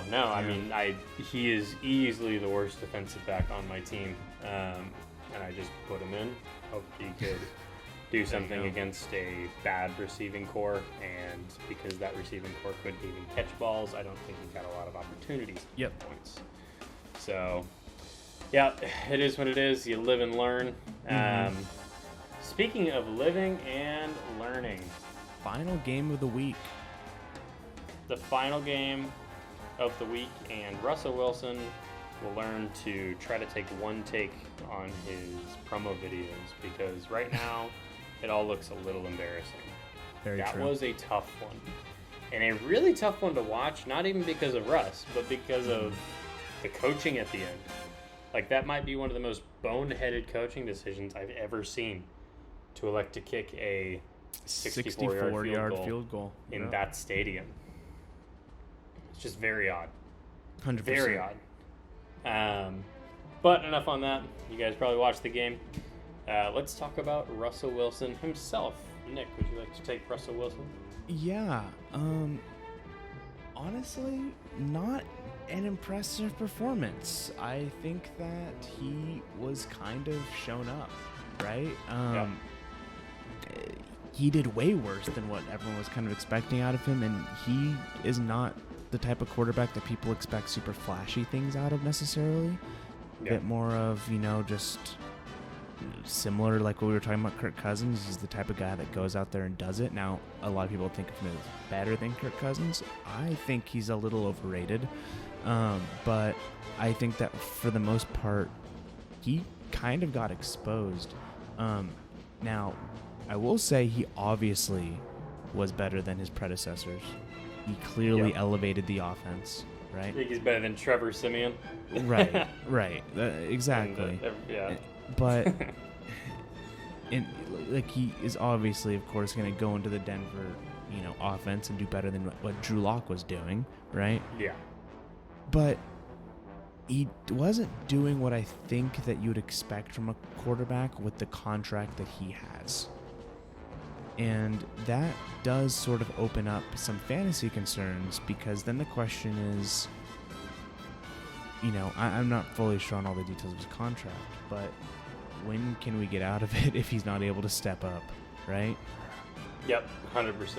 And I mean, if you look at his best play that night was his throw to Jerry Jeudy, and it was such a bad throw that Jeudy had to stop, wait for it, and then he luckily made a great move and ran past.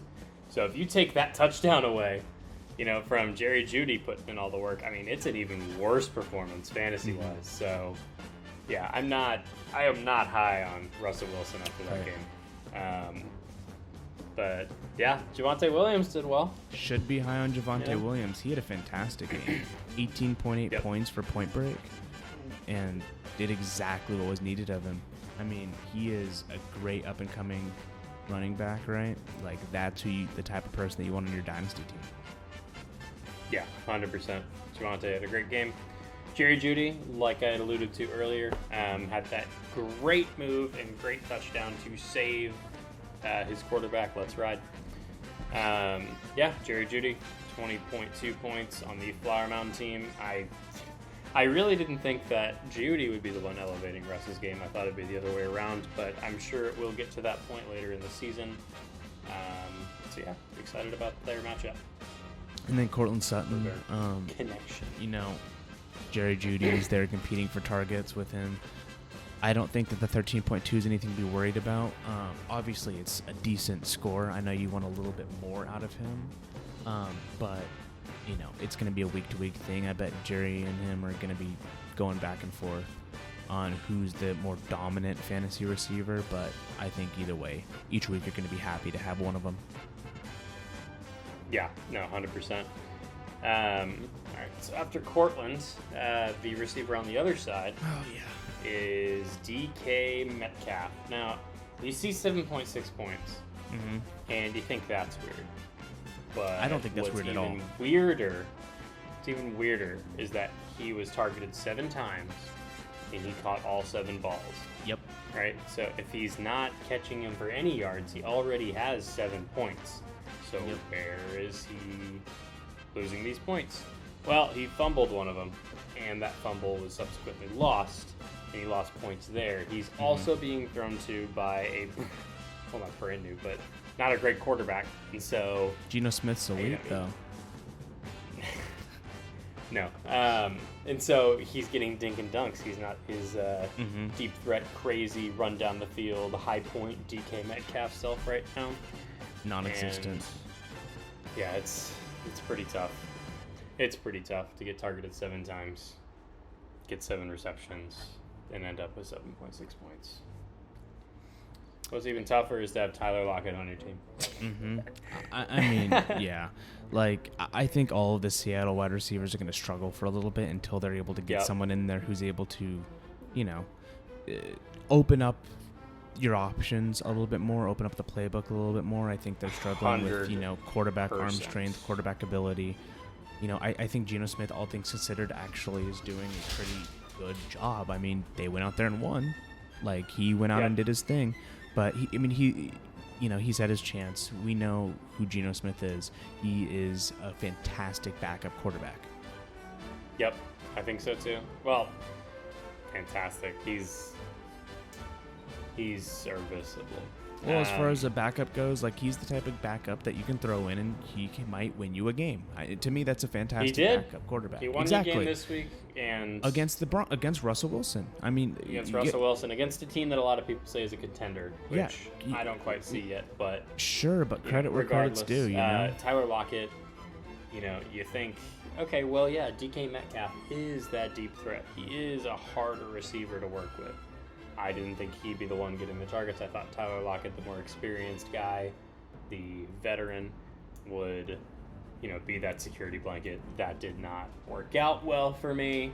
5.8 points.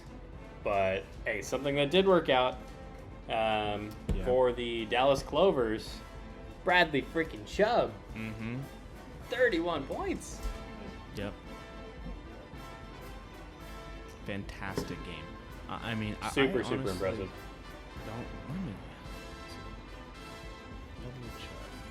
Two sacks and a forced fumble is what constituted that absolute monster of a score. That's how it goes. And that's all it really takes. 2 sacks and a forced fumble, you're kind of blowing the game wide open right there. So, huge major props to him, and it's awesome for the Clovers. Yep, he did a great job. Yep. On to Jordan Brooks. Now, Jordan Brooks, linebacker, 22 points. You see that? Okay, he had a really good game, right? He didn't have, a fantastic monster game-breaking game, but the man tackled 12 people. It's hard to do, but that's what you want. That's what you get out of Jordan Brooks, though. He's an elite linebacker. Yeah, that's almost all solo tackles, too. So that's really, really good. Alex Singleton, kind of on the other spectrum, though, Nick. What did you say? Middling performance, average result, nothing special. Yep. You want to know what's crazy? What's crazy? That is exactly what I'm going to say about Justin Simmons. Middling result, 14 points. He's good. He should have gotten 14 points. Should have gotten more. So, exactly. Yeah, it is what it is. This one hurts, I'm sure. Jamal Adams is out. This is also the last player in the last game, and you gotta remember, we had a whole week where I'm talking about everybody else's injuries, and I'm like, oh my gosh, it is what it is. Nobody plays preseason anymore. They don't go as hard in practice. Nobody's in game shape. Everybody gets hurt in the first week. It happened last year. It's gonna happen the year before that. It happened the year before that. It's happening this year, and unfortunately, my number one defensive back, who had 10 points before this injury, and this injury wasn't too late in the game, got hurt. Right. So, yeah, he would have blown his projection out of the water. He was supposed to get 20-something, which is really, really sad, because the best part about Jamal Adams was not just that he could get an interception, but he was blitzing. He is a QB very aggressive DB. Sack, aggressive DB. Will take the ball out of your quarterback's hands. I think he had a quarterback hit in this game, which is crazy. Yeah, he's a big strip sack type of guy. Yeah, he's great. Big Jamal Adams fan, obviously, but unfortunately, it did not work out for me. Okay, so if you have stuck through this far, you have noticed we have put all of our bad players this week over to the right side of our screen. So just to review, Nick, do you want to take us down here real quick? Yeah, so it looks like we had Patrick Mahomes as the bad quarterback of the week with 33.9 points for Point Break FC. Then Justin Jefferson was coming in at 39.4 points for the Irving Indica as the bad wide receiver. Then Alex Highsmith securing both defensive line and linebacker for CD's nuts. That's the upset of the bad players this week for sure. Points. I mean, that's crazy. I mean, that's a surprise one. I don't think. Look at these names. Like, they all kind of make sense, other than like Saquon was surprising, and Alex Carson Highsmith, Wentz though, was obviously out of surprising. nowhere. Alex Highsmith, I did not see it coming. No, not at all. I mean, the Saquon, of course, 32.4 points, right, leading the running back rooms. Travis Kelce, no surprise there, 26.1 points for Point Break. Minkah Fitzpatrick. I don't. Yeah. It feels weird to say it's weird. It's because not. he's obviously an elite defensive back, but fantasy-wise, I mean, yeah, you know, right? Like, I mean, he's unstoppable. Carson Wentz is, I think, my favorite addition of this list as the bench bad player as of the the bench. week. I benched Carson Wentz, and Which, he nearly doubled what my quarterback did this week. Who on earth would have played Carson Wentz? Who? Well, he was playing the Jags. Like, it's not like that crazy. When two bad teams fight, like, it usually goes a little crazy. That's fair. Turn into a bit of a shootout. Yeah. Yeah. 100%. With Dak out, I might just trade you for Carson Wentz. Yeah, 100%. Yeah, I'm glad that I picked him up. I'll probably start him in another bad team matchup eventually down the road. But, yeah, just a tough week all around with injuries, too. I think that's one of my main takeaways. Like, it's fun to look at all these bad players because, you know, they did so good. Right. And then think about all the people that aren't going to be on this list because of their injuries. Right. But yeah, we'll keep track of how many times these guys get on here again. And I think we're going to be seeing a lot of these names again. Alex 100%. Highsmith, I doubt. If Travis I see him again on Kelce. this list, that would be incredible. But I think Travis Kelce will definitely be on here again. Justin Jefferson, Patrick Mahomes. Justin Jefferson, Patrick Mahomes. And honestly, Saquon. I'm going to say Saquon. Okay. I bet he gets it at least one more time. All right. So, yeah. Very, very exciting. Now we are going to go through the awards. They're not all awards, but the best manager of the week goes to Big TD Goth Girls. The owner of that team is Brandon Fangio, and he did a great job this week, scoring 315.04 points out of his potential 342.74 points. Huge. So great job to Brandon and the Big TD Goth Girls organization. I know that they will be celebrating that this week. Right. And there we go. You take this one. The absolute worst manager of the week goes to me. Max points of 374.48, and Pretty nasty. And I set a roster that only made 218.64. That's almost half. So I'm able to draft, but then when it comes to starting, not so sure. That's almost half. 100%. That was bad. That's week. insane. That was a bad week. Ugh. And of course, the biggest blow was against me, right? Yes, the Castle Rock Rockers. Myself being the owner. We didn't even have that great a week this week. We had a lot of key injuries. We had two people just really not show up. Quarterback play wasn't great. And yet we got lucky because we got to also be the biggest blowout with having one of the lowest scores in the league. You were actually the lowest winning score of the league, and you still got biggest blowout. Interesting. Yeah, I know it was going to be the lowest winning, but yeah, that's insane. Oh my gosh. Okay, you can take this one. This one's brutal. This one is insane. Winning by 0.9 points. Irving Indica. Congratulations to them. That's fantastic. So, man, that feels bad to be on the other side of that, doesn't it?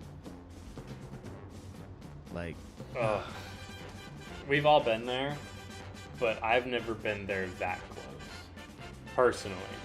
Like, I've lost by like a full point or maybe 2 points, but like, knowing that, especially when you look at these two rosters and how the Irving Indica had some really, really weird people like shoot up, and the Atlanta Cicadas, I mean, Tom Brady had 11 points. Tom Brady has like half of what he's supposed to have, like he wins. It's just, it's so crazy. This was an just absolutely one more insane point matchup. in your direction and you got it. One more point in either direction. It's just, you can look at a million different variables. Especially on a relatively high-scoring matchup between the two of them. 339 to 338. Yep. I mean, it's a lot. Yeah. It's a lot for sure. So yeah, again, highest score. In fact, highest was score, the Irving Indica. Irving Indica. That actually means the second highest scorer lost this week. Yes, that is true.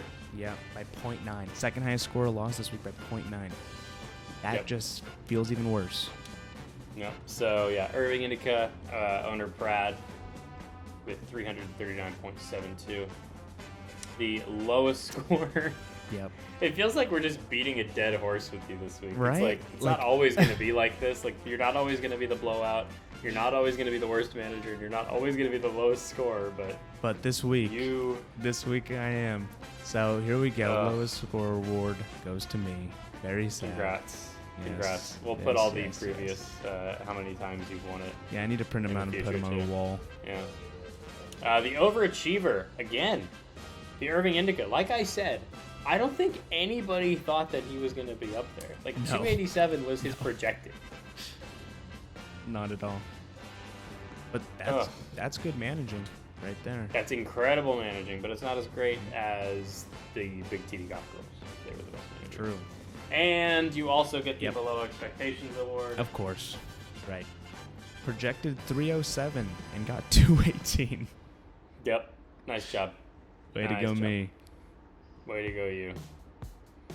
All right. Well, that about wraps us up. We are going to go through the schedule. Or sorry, not the schedule, but the scores here. Everybody's points, and you'll see if they made the median score up in the top right. In the BAAD Owners League, if you lose a game, you still have a shot at taking a victory home with you if you met or beat the league median. So if we look at the top left going down, and then we'll go to the right column, the Plano Nukes playing the Castle Rock Rockers. The Plano Nukes with 218 did not make that median and lost both games as the Castle Rock Rockers defeated them. The Castle Rock Rockers did not. What's that? 2 losses in the week 1. Fantastic. Yes. Yeah, 2 losses in week 1. That is tough. Castle Rock Rockers. My team, luckily we were playing the Plano Nukes, or it would have been a tough one, but we did not make the median. We had some key injuries late, which really stopped that from happening. But yeah, Nick, you want to take the next one? Yeah, then Irving Indica, high scorer, of course. They're going to get both wins. 339.72 is going to beat the median and their opponent, who was able to rack up 338 points. Oh, that just doesn't get any better. So that's going to give. Luckily, though, they of course won the median game, so they went 1-1 for that first week. But thank God for the median not game leaving with 2 wins. Oh, that feels bad. Oh man. Next we got the Dallas Clovers, who were 1 point away from the median. Well, almost 2, but still so close to the median that they could at least get 1 point. Could not quite reach it. And unfortunately, they lost by 3 points to the Flower Mound team. I'd almost argue that loss is more devastating than the Cicadas loss. Okay. Because they lost by 3 and lost a game. And then they lost by 2 and lost another game. Like, at least the Cicadas won a game. That's fair. That's a fair point. Like, that's a combined 5 points that lost them 2 games. Right. And they scored 300. No, and that's fair. Really, really tough. And the Flower Mound team, on the other side of that, right, won a game by 3 points and then beat the median by 3 points. Like, those teams are just hovering around the precipice. And that had to be a nail biter at the end. 100%. Big TD Goth Girls at 315.04. They are our third highest score of the week. They beat the median, and they beat CD's Nuts. And they're now 2-0. So good game there. And then, if you want to finish us out. Yeah, and then the TD 11 Tudgays with a 2-0 start to their season. 311.62 was greater than 276.1. So Point Break FC gets sent home with a 0-2 start, and TD 11 Tudgays go home victorious with 2 wins. Victorious. So the standings are pretty simple this week. If you see somebody with an up arrow, they are technically tied for first right now. If you see somebody with the dash mark, they are in second. And if you see somebody with an arrow pointed down, they are in third. Obviously, the tiebreaker is based on points, and they would be ranked accordingly. But it's week 1, and it's all going to change. So, yeah. Thank you guys for watching the first episode, week 1 of the BAAD Owners podcast. Again, you can follow us on all of our socials. Once they get created, they will be linked down below. Nick, do you have anything to say? Just remember that I'm going to win this season, even though it was a bad start. So just pencil that in when you're gambling on us in Vegas. You can find us at the Caesar Sportsbook Casino. You realize it's like the worst time for you to do this, right? While like the leaderboard is showing you with an arrow in blue, 0-2 with 218.64 It points. just makes the victory even sweeter, because when the odds are against me, so the payout's larger. I don't play you for a while, so I'll be fine. There you Actually, I wish I could play you next week too. go. Yeah, Damn. well, That was easy. All right, thanks everybody. all right, see ya.